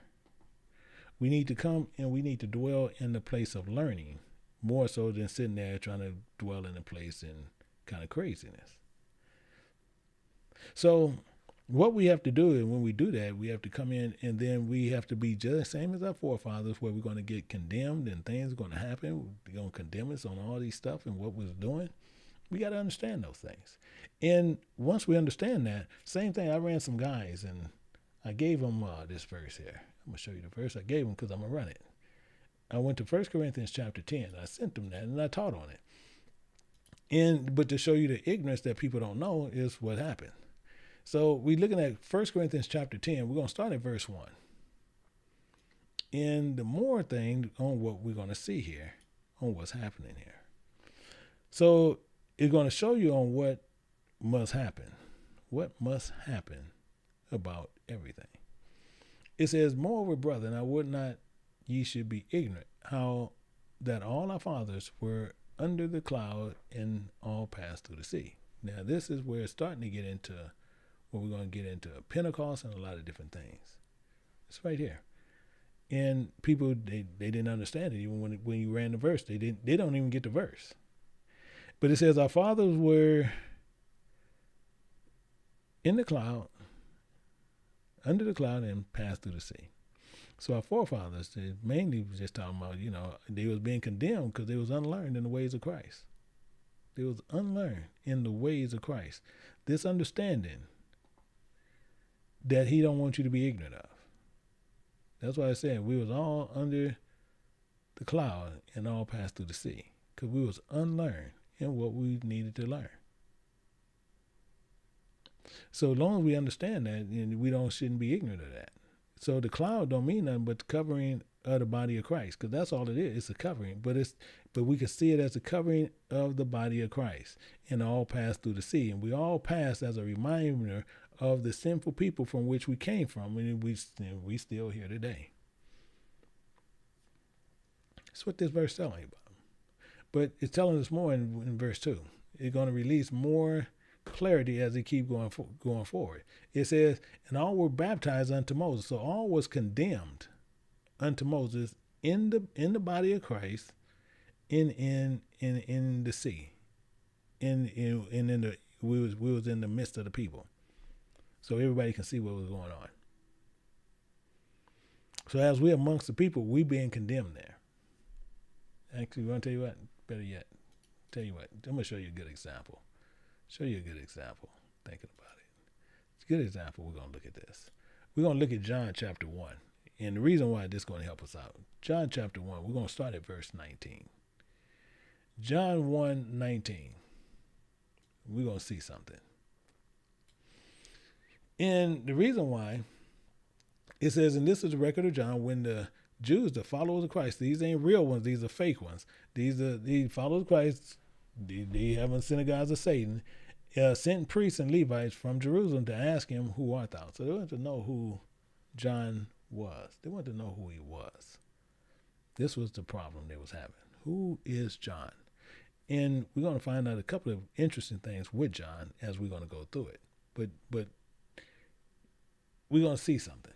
I'm going to show you in a second. We're going to see what's going on. And we're going to see this here. And it says, and he confessed and denied not, but confessed, I am not the Christ. No, it's talking about John. In John, and you want to jot that down just the way we can also understand what's going on. The reason he was named John, because John actually means Yahweh has been gracious, or the Lord has been gracious. That's what John means. That's the meaning. That's the functioning behind his name.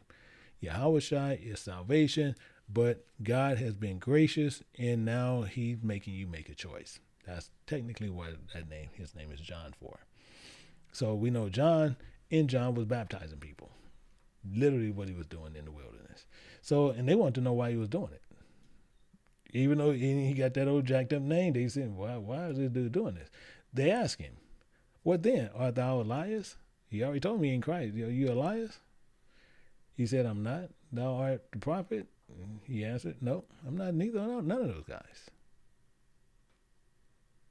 I'm not none of those guys. So they're trying to figure out, why is this guy this? Why is this guy named this? And you'll see this here. I just want to make sure to where before we even go further, just to where we can shut up some naysayers. Just find out what's going on here. We're going to go to Luke chapter 1. We're going to go to verse 59 through 63. The reason why I want to show you, because they didn't even want to name this child. The people around them didn't even want this child that name. They didn't want John to have that name. But I want to show you that before we pick that up and finish it out. So we're going to go to Luke chapter 1, but we're going to look at 59. And we're going to go down.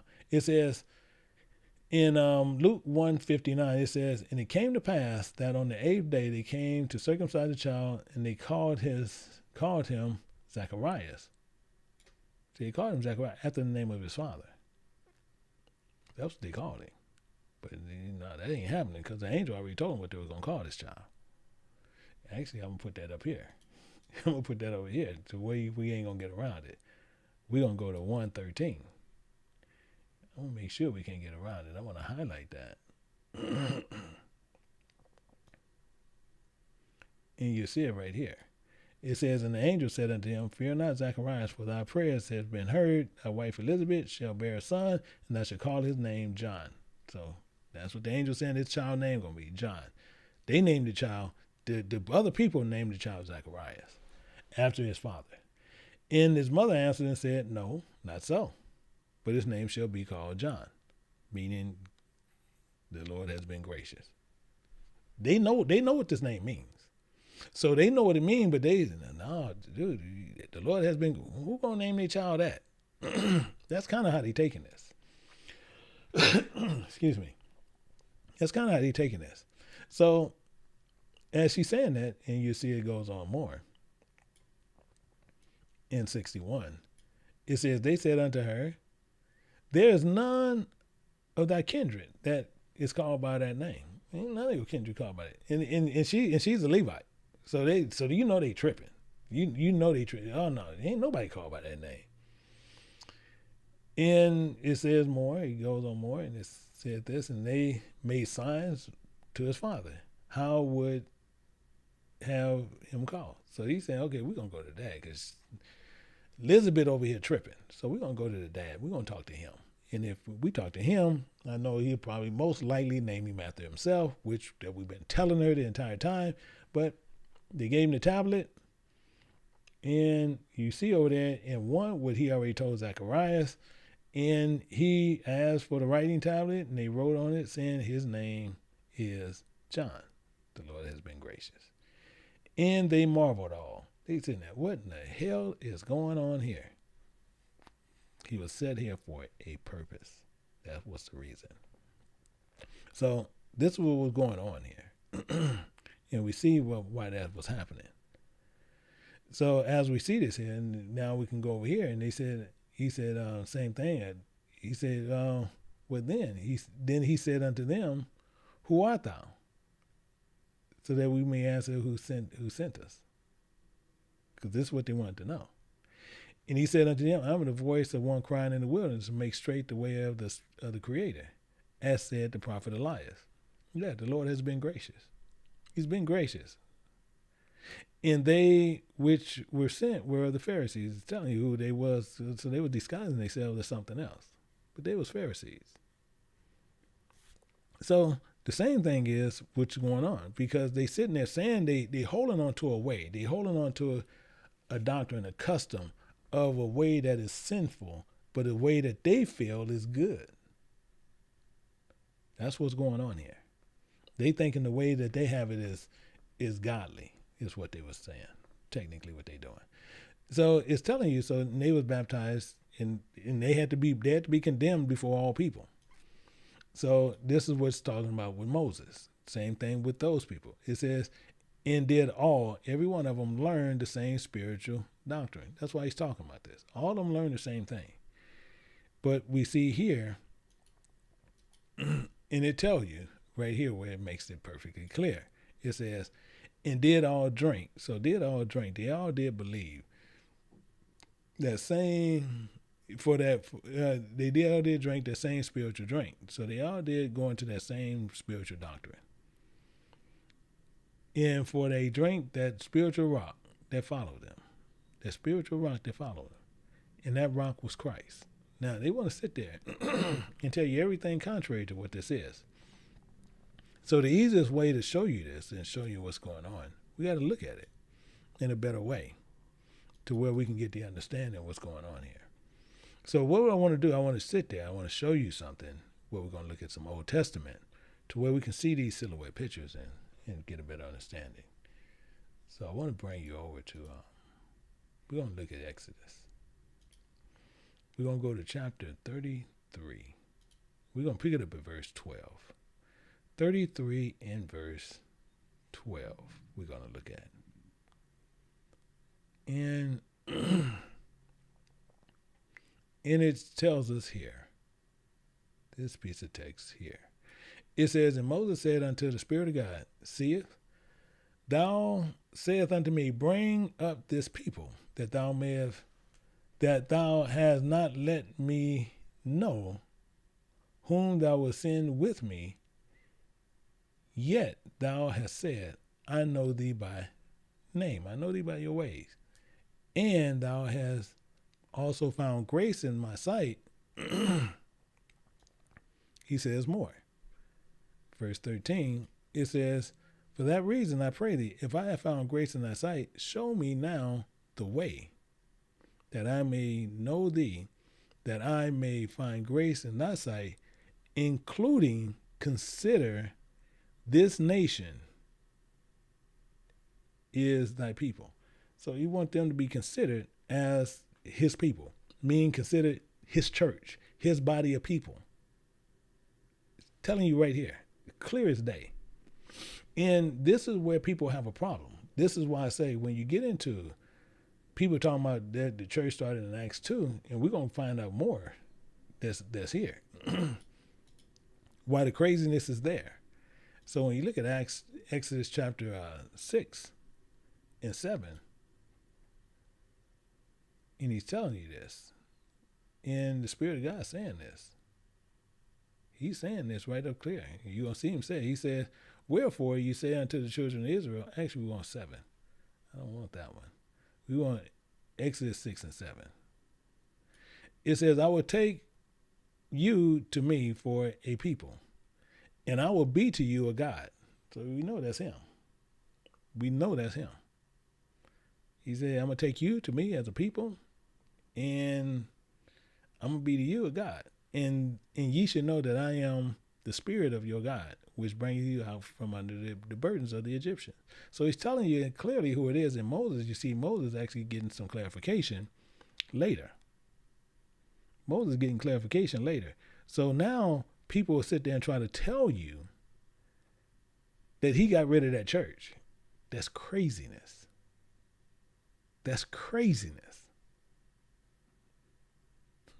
So let's look at it a little bit more. Let's go a little bit more, and we'll see how the Lord's sitting there. In the law, he don't change it. We already seen this earlier. He don't change anything.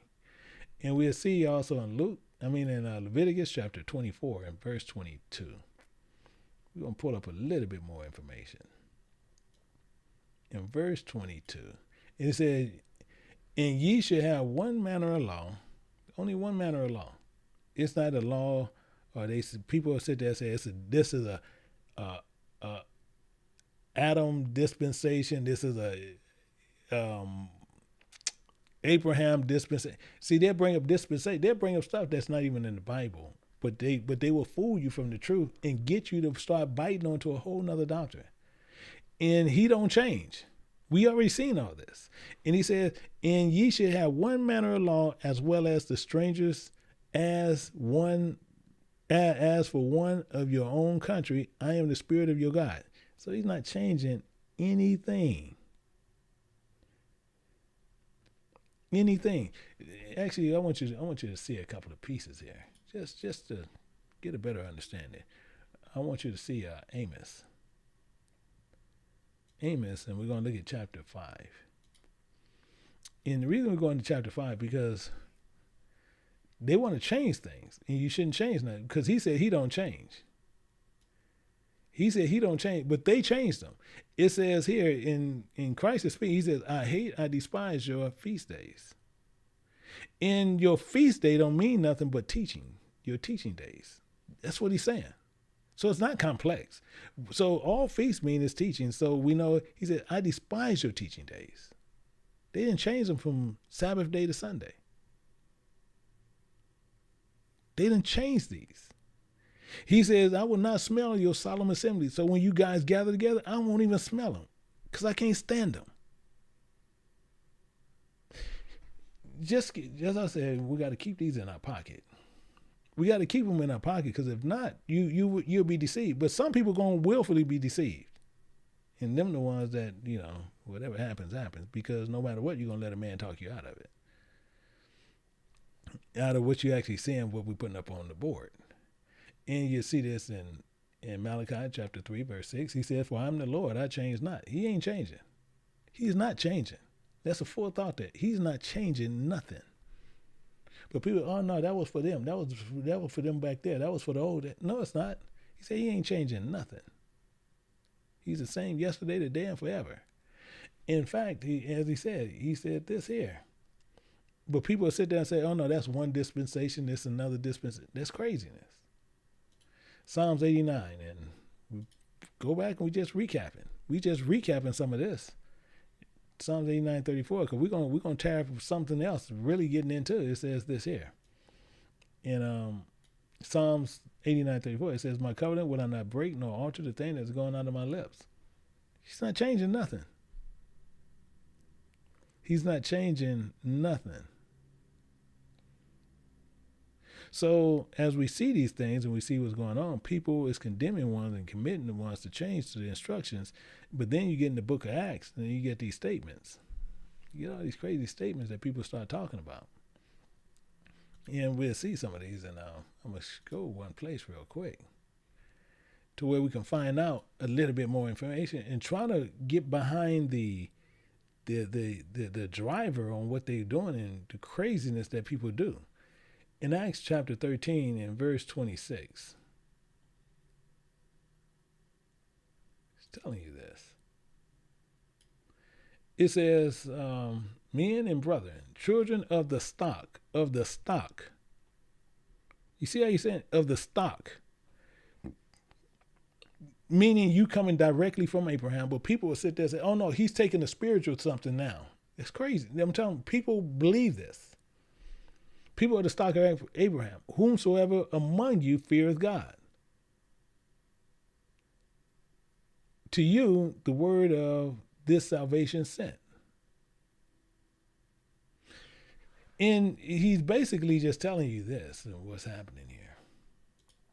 Because people, no matter what, people gonna get caught up into the lie. People is going to get caught up into the lie. In Romans chapter 9 and verse 8, he's telling you right up front. Romans 9:8, he's telling you right up front. You from the stock of Abraham. That is, they which are children of the flesh, these are not the children of God, but the children of the promise counted for the seed. But he's telling you right up here, he says, neither because they are the seed of Abraham. They are all children, but in Isaac shall the seed be called. Because, yeah, it was based on the promise. It's not based on the promise to all people. It was based on the promise to Israelites. It was based on the promise to Israel children. I don't know why, but people try to say, oh, he's a racist. He's this, he's that, he's this. It's not even saying that. They just want something that's given to these people, and now they want it. So now if you don't include them, now all of a sudden you become a racist. You hate teaching. How you hate teaching is telling you right here.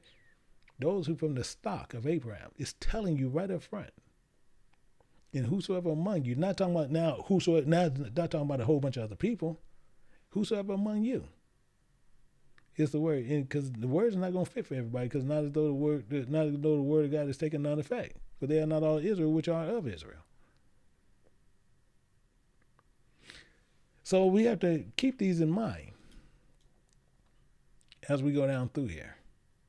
And it says, they that dwell in Jerusalem in their rulers, because they knew him not, nor yet the voices of the prophets, which are read every Sabbath day. Not every Sunday, every Sabbath day. They have fulfilled them in condemning him.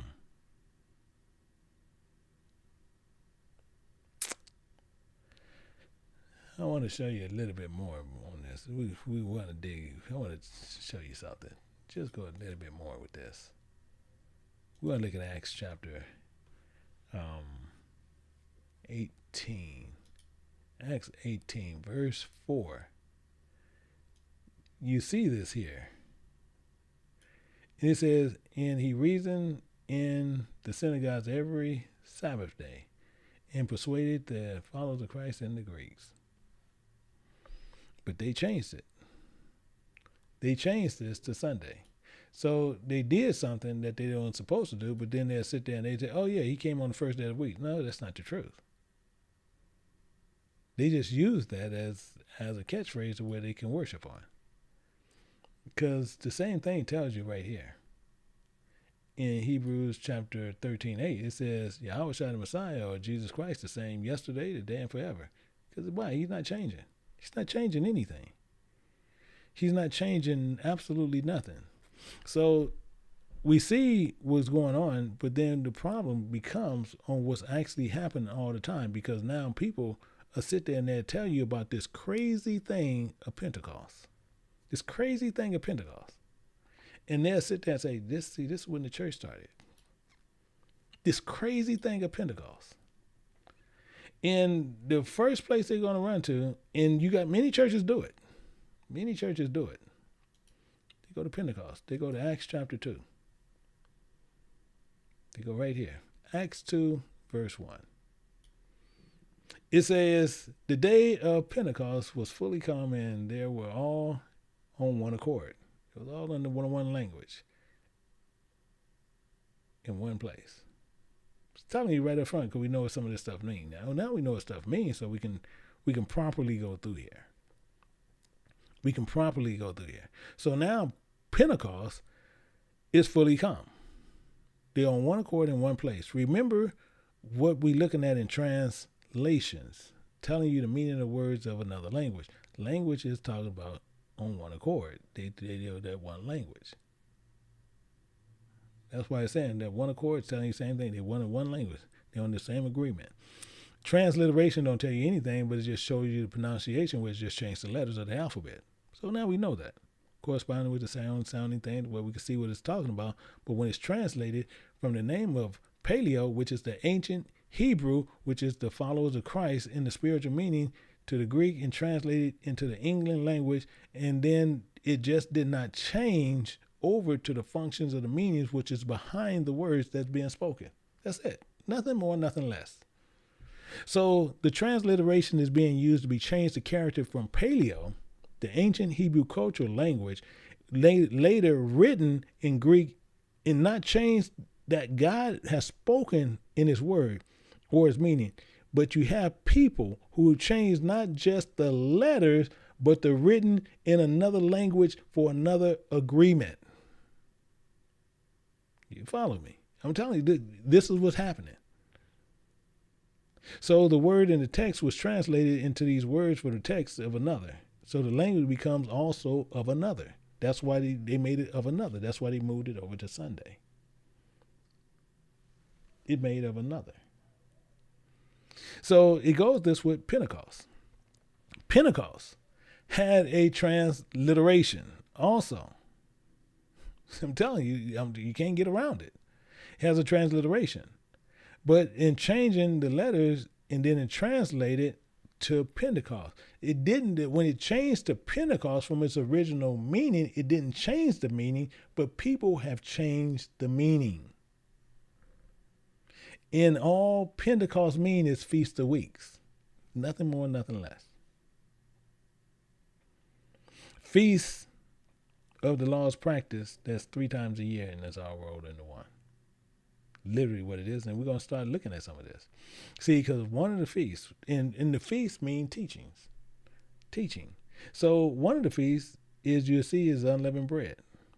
Unleavened bread. You understand the knowledge of that, behind it, the working behind it. Unleavened bread means pure knowledge.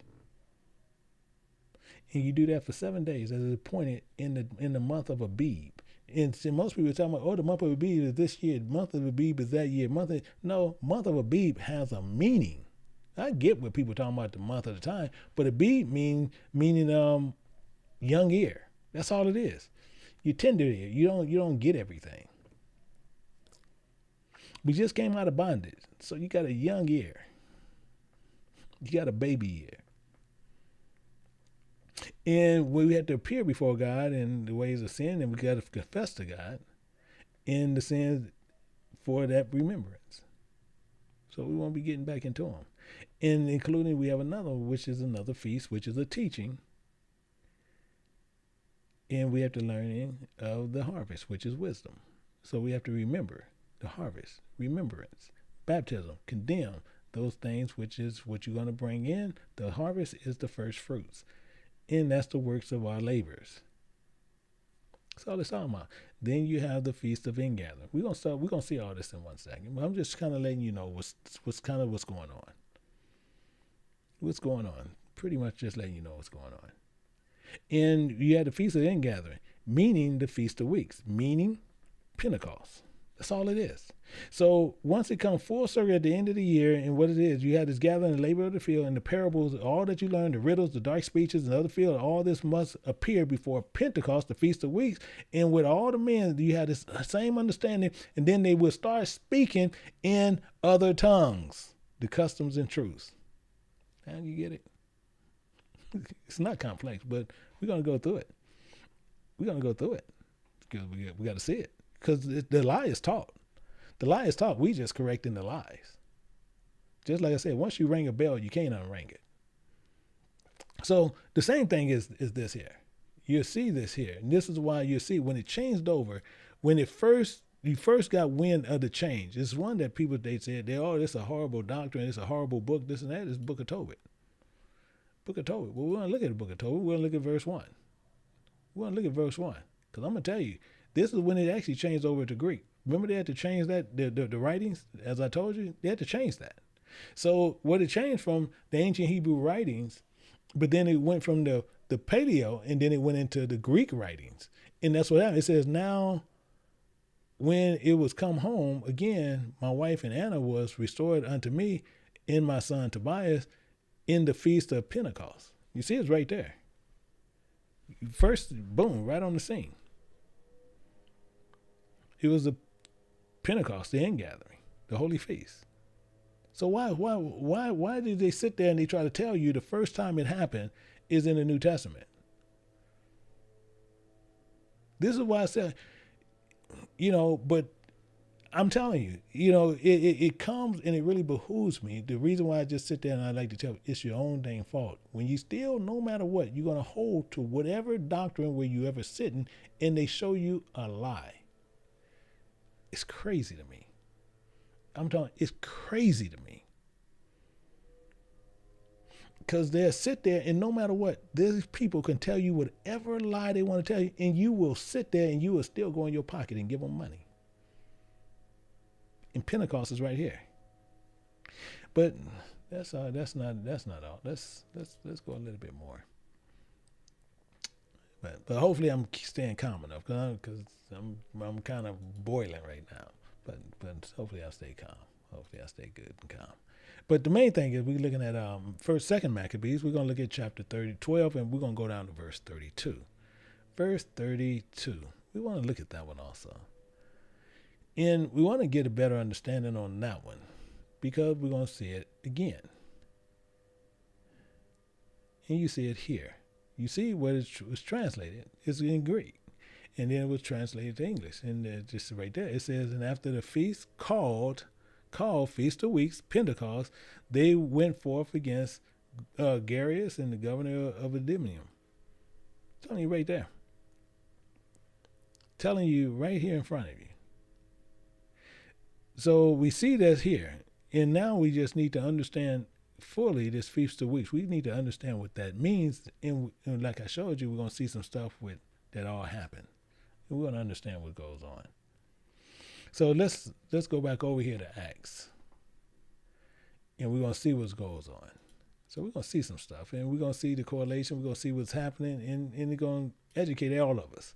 It says, and suddenly there came a sound from heaven as comparing a rushing mighty wind, and it filled all the houses where they were sitting. I want you to pay attention to what this is saying.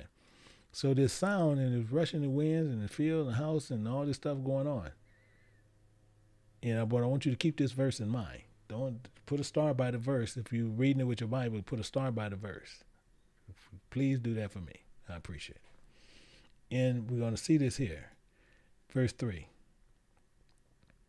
And it says, and there appeared unto them cloven tongues. You see right here? Cloven tongues. These are truths, customs, ways of old. That's appeared to them. That's appeared to them. As comparing as a fire. Anybody seeing what's going on here? The cloven,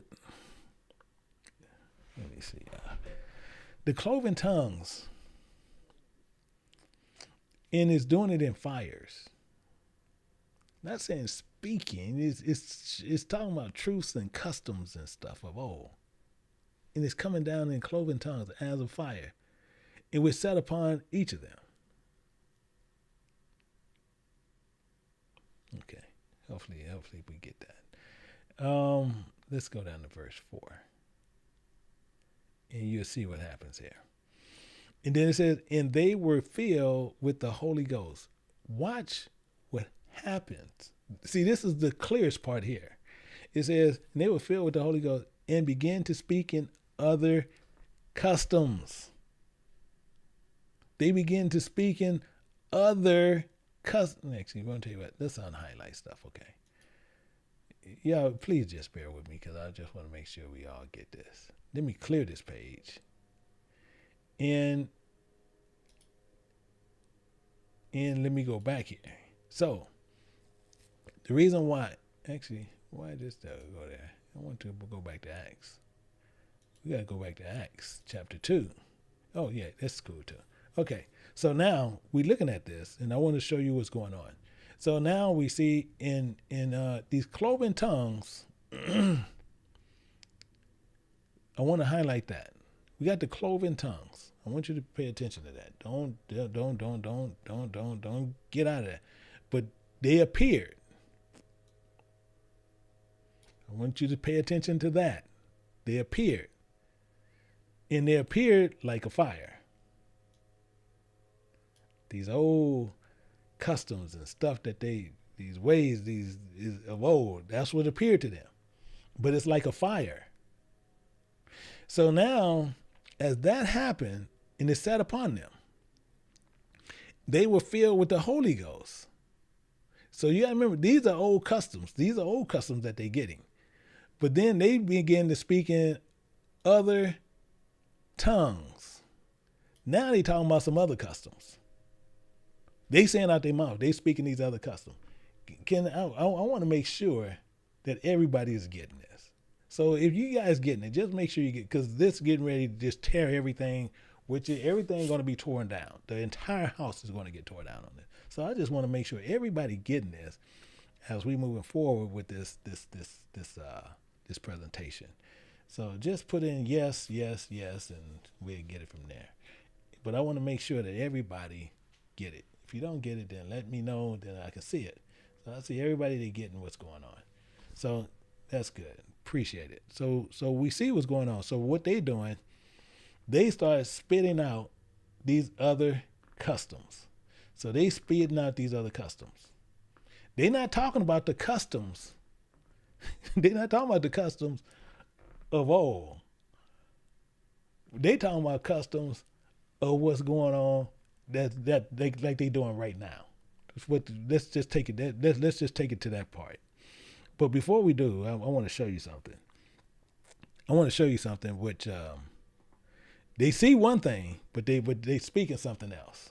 That's what's happening. So I'm gonna show you something where we can actually look at this better, because I want you guys really to make sure we get this completely. So I'm gonna show you something again. We're gonna go back to Exodus. I'm gonna go back to Exodus. I want to show you something. I just want to double check and make sure we get it. So I'm gonna go through this long part, and I want to make sure we get it. I want to make sure we completely get it. And we got this. Eva, we can go in the back. If you don't get it, we can go in the back later. We can actually explain it, because this is pretty straightforward, and that's what I wanted to see. If somebody's not getting it, we can go in the back and show it to you. So the main thing is what's happening here. So when you look at Exodus chapter 19, and we're going to look at verse 16, and we're going to see the same thing, the same identical thing that's going on. Same thing that's going on. We're going to look at 16.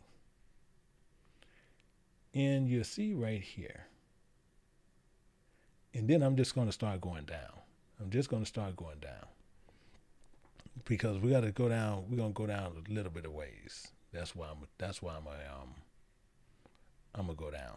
That's why I'm gonna do it this way, because it's gonna go a little ways down. So we're gonna look at this, and we're gonna go through it, and we're gonna start looking at each one.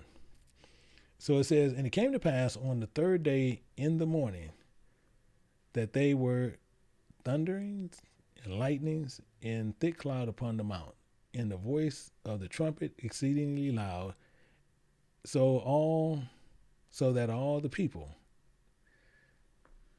that was in the camp trembled. So he's seeing what's going on. And we're going to starting to see what's happening.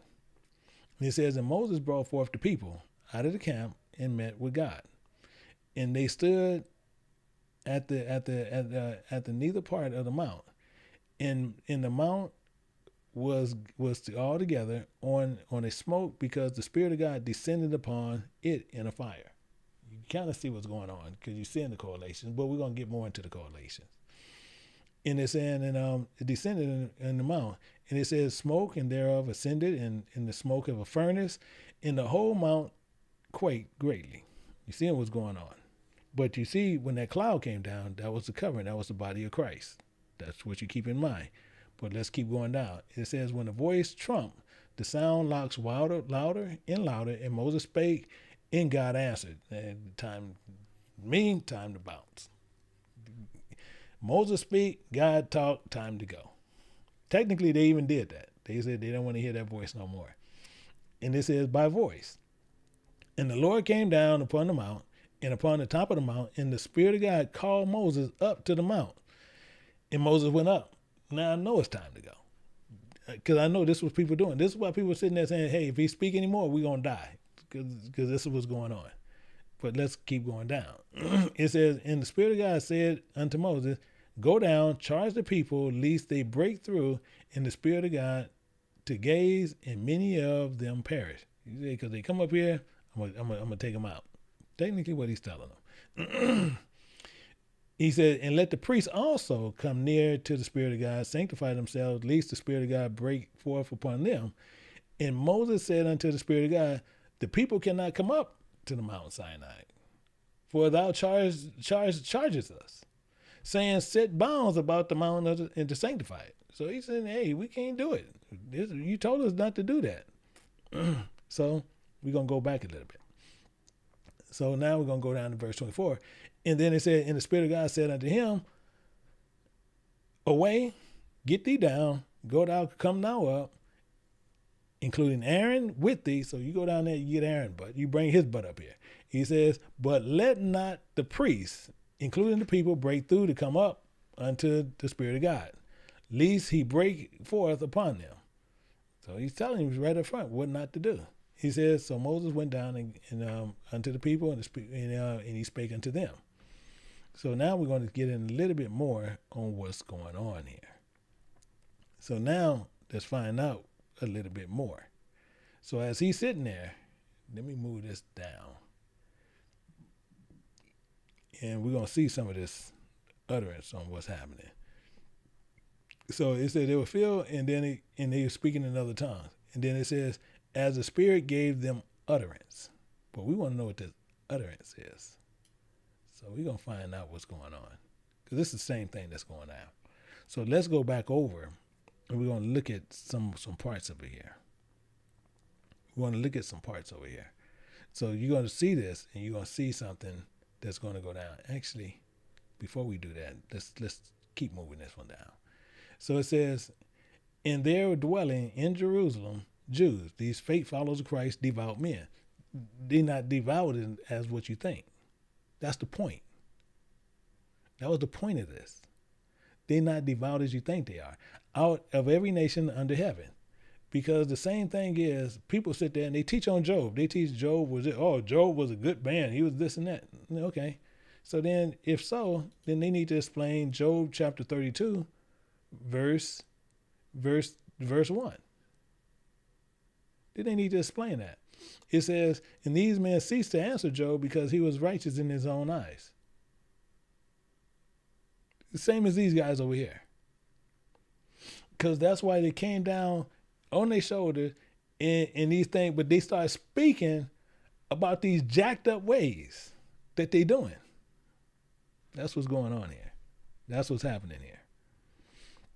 So as this is happening, we're seeing more so what's happening now to really get a better understanding on how everything is going out. So they were dwelling out in that, and these devout men, and now we're going to see right here. And this is why you're going to see how the conversation went the way it went. It says, now, this was the noise abroad, and the multitude came together, and they was confounded. So they was confused. These men is confused as all get out. And you see right here, it says, because that every man heard them speak in their own language. Remember what language is? According to their unities. Okay, this is plain and simple. Now we get what's going on. We get what's going on. The same thing is because they sitting. Actually, let me go one more. I'm gonna show you something. I want to show you something. Because these guys is tripping. These guys is tripping. It says, and they were all amazed, marvel, saying one to another, remember, are not these which speak Galileans? You see what they saying? See, what they doing, they trying to demean those guys who's doing that. They trying to demean all the people up there doing it. That's why they say, ain't them Galileans? Those Galileans? But why they saying Galileans? I'm gonna show you why they call them Galileans. Because they have to demean them in some kind of way. Because they talking about all the stuff that they've been doing. they ways that they doing. So I'm gonna show you something in John chapter 1. We're gonna go down to verse 45. I'm just trying to hold on because some of this is kind of funny in a way on what happened there. And we're gonna go down to verse 45, and we'll see there. And you'll see right here where you'll see where Philip on John chapter 1 verse 45, it says, and Philip findeth Nathanael and said unto him, we found him, whom Moses in the law and the prophets did write, Yahushua of Nazareth, the son of Joseph. We found the guy. We got the guy. So we see that there, and you see this in John chapter 1 verse 45. But watch what Nathanael. Watch what Nathanael says. I want you to pay attention to what he says. Nathanael said this. Nathanael said unto him, can there any good thing come out of Nazareth? He's talking about Galilee, because that's the city of Galilee. Can any good thing come out of there? Philip said unto him, hey, come and see. Come on, check this out. Because this is what was going on. And they had to demean this. Because Galilee, when you look at it as another, Galilee, when you see it and you understand what it's talking about, you know that's why he was saying that. That's why he's talking about he's the Galilee. That's why he talks this way. Because that was the city where he was from.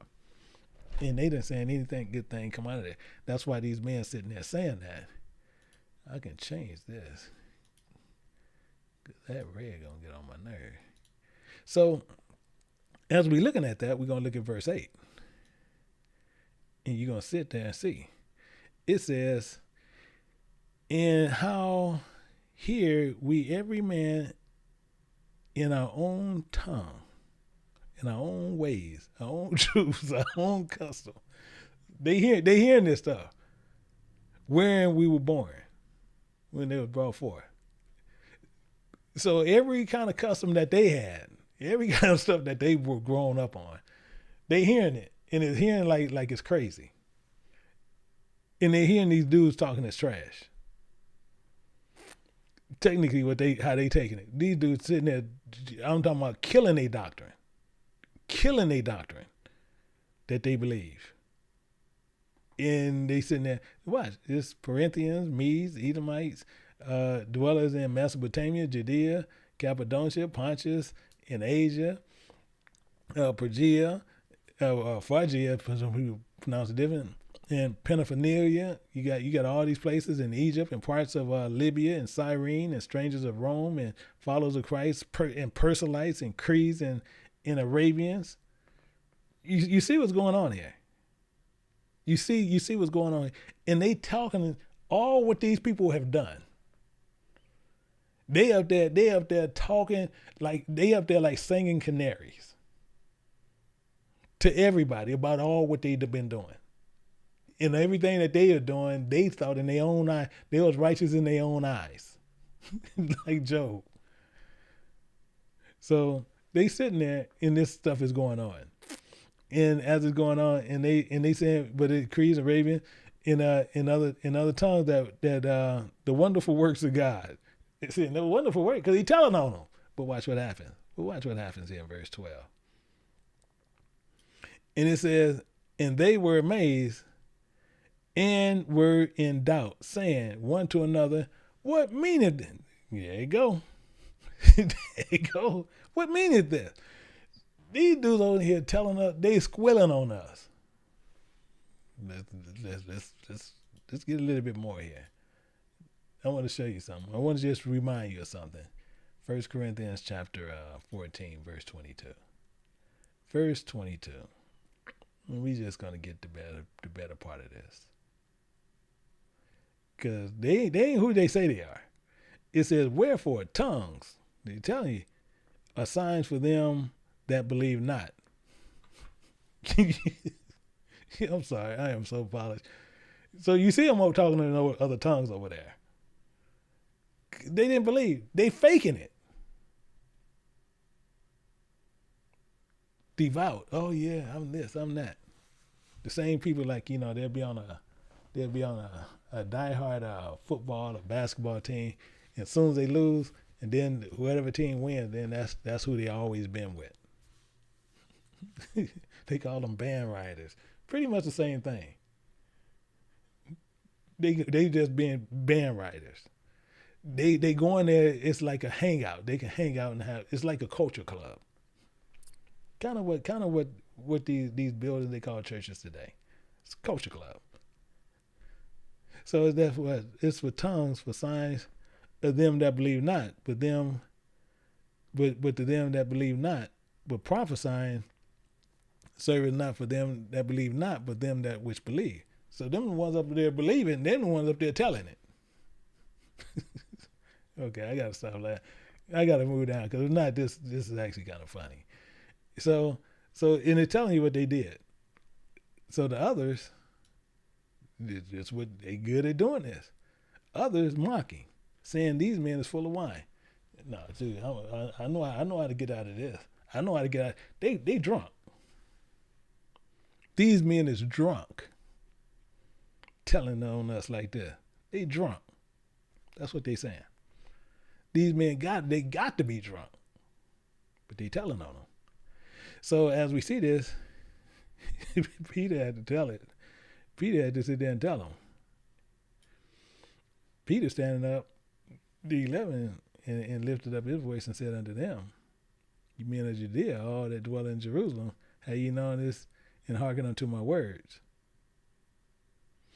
Because the same thing is going on, which we're going to see in a second. It said, these men are not drunken as ye suppose, seeing it is about the third hour of the day. But this is that which was spoken by the prophet Joel. Remember Joel? He told him he was going to tell it. He was going to tell you things of old, and he telling it. That's what he's doing. He's telling it. So this is what was going on. So as he's telling it, he's saying these men ain't drunk. So as they sitting there, and he said by the prophet Joel, I will pour out my spirit upon all flesh, and your sons and daughters shall prophesy, and your young men shall see visions, and your old men shall dream dreams. That's what he's talking about. And it says, and on my servant and my handmaids I will pour out of those days my spirit, and they shall prophesy. That's why he's saying this while he was talking about them servants. So we go right back over here. We're just going to go back and look. We're going to look at Leviticus chapter 25. And we're going to look at verse 55. We're going to look at verse 55 and pour that in. And he's telling you what he's doing. And it says right here, he says, for unto me the children of Israel are servants. They are my servants whom I brought forth out of the land of Egypt. I am the spirit of your God. He's telling you exactly what he's going to do. So the same thing is the body. And then you have people who will sit there and tell you these are not them. And he got rid of them. So I just want to put this in there just to make sure we all clear here. So I'm going to go to Jeremiah. We're going to go to 31. I just want to put this in here just to make sure we're clear on this. Because now they said they got rid of these people back there and nobody else. Now anybody can come in. I just want to show you this. So we're going to go to 31. We're going to look at verse 35. So Jeremiah 31, 35. But I want to show you this to where we can prove it, because he don't change anything. And this is what people have a problem with. So this is what it says here in 31:35. It says this here. It says, thus said the Spirit of God, which giveth the sun for light by day, including the ordinance of the moon, and the stars for light by night, which divideth the sea when the waves thereof roar. And he's sitting there saying, one second.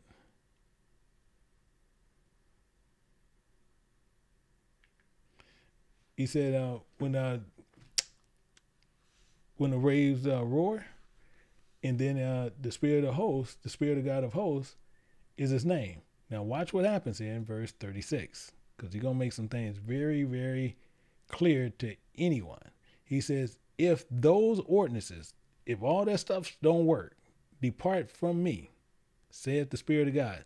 So all that stuff has to stop working. The sun can't come up and give light. The moon cannot do what it do. The stars can't do what it do. The sea can't do what it do. Everything got to go out of whack, is what he's actually saying. The Spirit of God is saying this out of his own mouth. And he says, and he's saying this by the mouth of Jeremiah, one of his prophets. He says, then shall the seed of Israel shall cease from being a nation before me forever. That's locked down, sealed down, you name it. You can say whatever you want to say. That's locked down tight.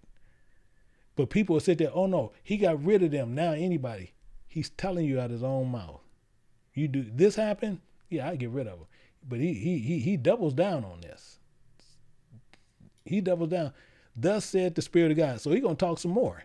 Providing heaven above can be measured. Now that's something you can't even do. Just all the other stuff you can't do. But now he's going to just talk about crazy stuff. It ain't crazy to God, but it's crazy to us. He's saying, if you can measure heaven above and the foundation of the earth searched out beneath, I will also cast off all the seed of Israel for all that they have done. So everything that they have done, all the craziness we done, the stiff-necked, silly, foolish stuff we done, but if we turn and go right, he's saying he'll take us. But he's sitting there saying, I ain't getting rid of them, because some of them going to be right anyway. But he's saying, if they do this, if you can do this, I cast them off, said the Spirit of God. Meaning it's impossible. That's what he's telling you. That's impossible. This is the same reason why Yahweh Shai said this. And people sitting there, so evidently I guess God's a racist. I guess that's what the people want to say. So in Matthew chapter 15, verse 24, he makes stuff perfectly clear to us. And it says, Yahweh Shai answered and said, I ain't sent but to the house of the lost sheep of the house of Israel. That's all I'm sent to. So these things happen. So we have to receive what we see from the beginning in these wonders on what he's talking about. And all we have to do is pay attention to Scripture, and Scriptures cannot be broken. In Exodus chapter 19, verse 18, it says even more. It's telling for verse 18. He says this even more. And it says in Mount Sinai was gathered together smoking because the Spirit of God descended upon it in a fire. And the smoke ascended in the smoke of furnace, and the whole mountain quaked. The whole mountain quaked. So what happened? What happened here? He gonna start telling you some stuff when we start looking at what happened. We need to start paying attention to what's going on. So let's get over here and let's look at some of this right here. Let's go back over here. So they saying these men are drunk in about third hour, but then he's talking about all what's going on, but let's go down and they prophesy. And it says, and I will show wonders from heaven above and signs from the earth beneath, and blood and fire and vapor of smoke. Didn't we just see this over here? We just seen the same thing over here. Seen the same identical thing. Now we see the point. It's telling you the same identical thing. But what he was doing, even when he did that, you can even see here what he did at the mount. And you're going to see he's telling you what to do, what was wrong. He's telling you what was wrong. It says, God spake to his word, saying, I am the Spirit of thy God, which bringeth thee out of the land of Egypt, out of the house of bondage. Thou shalt have no other gods before me. And he started talking. And he's telling us about our wrong ways. He's telling us about the ways of flesh. I'm telling you, we can go down the list of this. look at this. As he's telling us, this is what these people was over there prophesying. They're over there prophesying all these crazy ways. Look at this. And it says, thou shalt not bow thyself down to them, nor thou shalt serve them. I am the Spirit of thy God. I am a jealous God, visiting the iniquity upon the fathers, upon the children, upon the third and fourth generation of them that hate me. So if you're doing them, you hating. It says, showing mercy unto thousands, not millions, thousands, not millions, thousands, to them that love me and keep my commandments. Not changing the day to Sunday. Not changing the day to Sunday. Not taking up money. Not sitting there putting a facade on, like saying you're not taking money, but you're really taking money. Because if they're supporting the church any kind of way whatsoever, guess what? That ain't even a church anyway. But the same way that they're just ripping you off. And if you want to stay in that culture club, do it, fine. You keep it, because what you're doing, you're supporting Satan's house. And when you go before God, he's going to send you to hell. These are plain, simple analogies, and people going to try to talk you out of them. It's telling you right up front. It says this, remember the Sabbath day. That's why you think he's telling you that. He's telling you what you don't do. Don't do this. And he said, remember the Sabbath day. Now he's going to explain it. 6 days shalt thou labor and do all thy work, but on the seventh day is the Sabbath day of the Spirit of thy God, and thou shalt do no work therein, and nor thy son, nor thy daughter, thy manservant, thy maidservant, nor thy cattle, nor thy stranger that is within the gates. For 6 days the Spirit of God made the heaven and earth. I can show you right there in Genesis. The earth, the sea, and all them is, and rested on the seventh day. Wherefore the Spirit of God blessed the Sabbath day and hallowed it. He didn't hallow no other day. He's the same one yesterday, today, and forever. The Spirit of God, he changes not. He will not alter nothing that's going out his lip. But people sit there and they try to run over the dang, they try to run to Paul, and Paul ain't even talking about that. And they'll sit there, see, right here, look at this, right here. They were doing this on the first day of the week. No, they wasn't. Understand what's going on. But this is why so many people, deservingly so, are going to go to hell. So people want to know why they're going to hell. You're seeing why right now. And watch what he says here. It says, honor thy father and thy mother, and that thy days may be long in the land that the Spirit of thy God giveth thee. Thou shalt not kill, thou shalt commit adultery, thou shalt not steal, thou shalt not bear false witness against thy neighbor, thou shalt not covet thy neighbor's house. All this stuff is what they were doing over there in Acts.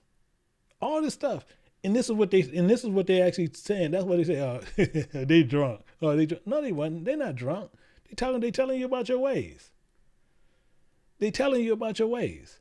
It says, nor thy maidservant, nor thy his neighbors. And all the people saw the thundering. Okay, you see it again. They saw the thunderings, and the lightnings, and the noise trump in the mountain, in the mountain smoke. And when the people saw it, they removed and stood far off. And they said, Speak thou to us, and we will hear. Let not God speak with thee, lest we die. You see what they're saying? We don't want to deal with this. So what he did, he said, I don't have a problem. We're gonna make a prophet take care of this. I'm gonna give you prophets. They're gonna take care of this. But then you don't pay attention to them, I'm gonna get you. So Moses said unto the people, Fear not, God is come to prove you that his fear may be before your faces, that ye sin not. For the people stood far off, and Moses drew near to the thick darkness where God was. And the Spirit of God said to Moses, that thou shalt say to the children of Israel, They have seen that I have talked with you from heaven. You shall not make me gods of silver, neither ye make gods of gold. But guess what? We do that right now today. All this stuff I'm saying, we do. All of it we do. And it says, in the altar, thou shalt make unto me, thou shalt sacrifice their own burnt offering, and thou shalt peace offering, thy sheep, and thy oxen. All this stuff they do physically, which is again stupidly. And it says, more so, in the places that I record my name, and I will come unto thee, and I will bless thee. If thou wilt make me an altar of stone, thou shalt not build a hewn stone. For if thou lift up the tool upon it, thou polluted it. He's telling you right up front. And as all this stuff that we just went through, and all this stuff we just went through, watch what happens over here. I want to show you something. Let's drop down to 37. After all this stuff, let's just see kind of what happened. We're going to see what happened.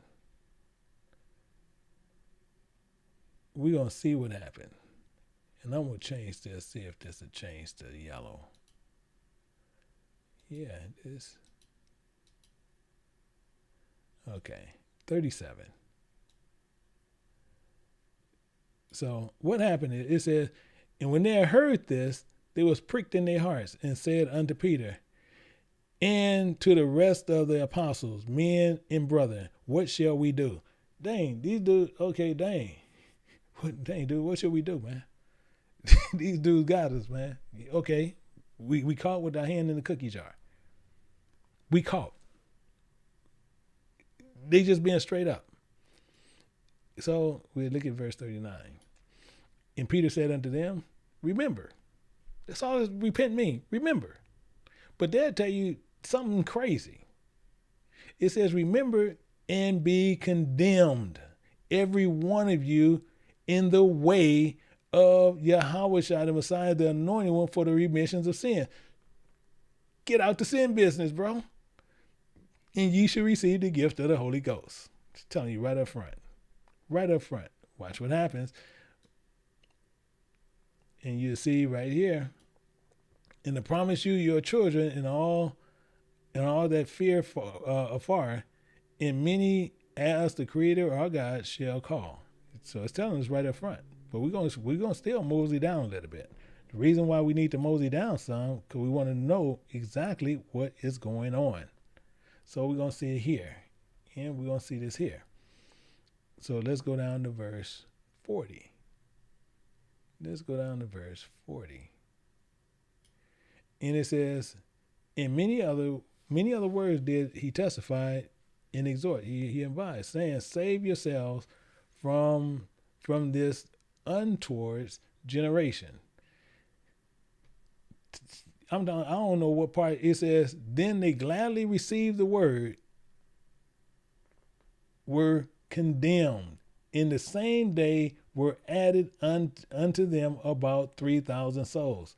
They was condemned, and they condemned what they was doing. Because when them dudes had sitting there telling them what was going on, they figured, dang, what they do? They drunk? Peter, no, dude, they ain't drunk. They dude's not drunk. They just telling on you. They singing like canaries, bro. That's what they doing to you guys. And they sitting there, okay, you got us. You got us. It ain't just be baptized and believe on this and you saved and you go to this church. No, that's craziness that they teach. That's the craziness that is taught out there. I'm talking about all these churches today should be broke. Should be broke. You shouldn't give them a dime. Because they literally, you guys are lying. You're paying for them to lie to you. But it gets better. It gets better. And you see it says, then they will gladly receive the word and they were baptized. They condemned it. In the same day was added to them 3,000. And they continued steadfastly, proven to be true in the apostles' doctrine. This stuff was still proven to be true in the apostles' doctrine, in fellowship, in the breaking of bread, the breaking of knowledge, and prayer. And fear came upon every soul, and many wonders and signs were done by the apostles. It's clear as day. It's clear as day what was going on. So the same thing as it says right here. You see here again. Let me pull that down there here.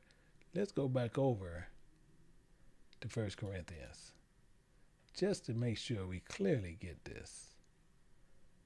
1 Corinthians, and we're going to look at chapter 10 in verse 1. This is why I'm telling you, it says, moreover, brother, I would not that you should be ignorant, how that we all our fathers under the cloud and all under the cloud and all passed through the sea, and all were baptized unto Moses. The same identical thing in the cloud and in the sea, and all did eat that same same identical thing. They learned that same spiritual meat. They learned that same spiritual doctrine. It's telling you the same thing. All did eat the same spirit, all did drink the same spiritual drink, and that drink of that spiritual rock that followed them. And that rock was Christ. That's why it's telling you that. That's why he tells you the same thing every time. In fact, you go over here to Exodus chapter 23, just thinking about it. 23 and verse 14. Look at this same thing. I'm telling you, it's a crack up. So we're looking at Pentecost. We're looking dead at Pentecost right now. Right at Pentecost. It says 3 times a year, thou shalt keep the feast unto me in a year. Pentecost 101 right here. Pentecost, and it just was it had to be changed based on transliteration. But watch this. So we're sitting there seeing that there. It says, but I'm gonna read from 14 to 17. We'll do that. We'll read from 14 to 17. And then we'll explain it again. And it says, thou shalt keep the feast of unleavened bread. Remember I told you about that. We're gonna keep the feast of unleavened bread. And it's telling you, thou shalt eat. You shall learn of pure knowledge. You see right there, 7 days as I commanded thee. You see, that's why it's saying that. But they don't get it. I'm telling you, this is why so many people purposely going to go to hell. Purposely so. Rightfully so. And it's telling you this, and you see it. It says, and as I commanded thee, and appointed in the month of Abib. I already told you that for your young ears. We don't know anything. And then it says, and now shall, when thou cometh out of Egypt. That's why we don't know nothing, because we was in Egypt all this time. Same as those people calling themselves devout, and they was Hellenists. Okay, let me move on. And it said in the feast of harvest. You see right here in verse 16, the feast of harvest. The first fruits of thy labors thou shalt sown in the field. And it says, including the feast of ingathering. That's it right there. Which is the end of the year, and thou hast gathered in all in thy labors and out of thy field. 3 times a year the male shall appear before me, be pure before the Spirit of thy God. So I'm telling you, it's all right here. But you having people lying to you, telling you something that's not there. Telling you something that is not there. That's crazy within itself. And this is why we have so many problems with so many doctrines that people teach, and it's not there. So give me 1 minute, because I'm going to set up, because we have one person said they had a problem. So I'm gonna set up a Zoom class real quick, because I wasn't going to do a Zoom, but I am going to do a Zoom real quick. Because one person was sitting there saying they didn't understand it, as well as we had some people talking about people we go in the back and we do these things. But the main thing is they run Zoom classes. People run Zoom classes, and they hypocrites. Hypocrites on top of hypocrites is unreal. So what I want to do is just set this up real quick. I'm just setting this up real quick, and you guys will be able to get in there. And it's mainly for that there. Let me sit there and get this real quick here. And we'll be able to roll that through. So if you give me 1 second, and you'll see that there right now. So if you refresh your screen, or when you refresh your screen, you actually see where you can actually connect to where you can actually get inside the class. I'm gonna be I need to talk to the Eva. I believe it was Sister Eva who didn't understand something. So I'm gonna take care of that and do that. But what I do want to make sure that we remember, number one, you have unleavened bread, which is talking about pure knowledge. For 7 days, we'll be learning of pure knowledge of our young ears. That's until you are dead. That's until you are dead. It's what you should be doing. But most of us still want to run around and go get stuff from all kind of places and thinking that we are getting some type of knowledge, and we're not. And it's in the time of Abib. That's why it tells you that right up front. It's in the time of Abib. And then you see that one. And then the same one, you have the Feast of Harvest. which is a remembrance in the baptism, what you do, and bring in your first fruits. And you have your ingathering, which is the same one, which is what we were saying from the beginning, which that is what we talk about. But with that, hopefully that you guys got a good understanding. We're going to be meeting in the back and just letting anyone know, based on these teachings here and based on what's brought forth, you now know you have met actually a teacher of God. You have met one of them. And my biggest thing is, if you want to bring anything forward, anyone, yeah, we'll be more than happy to hear it.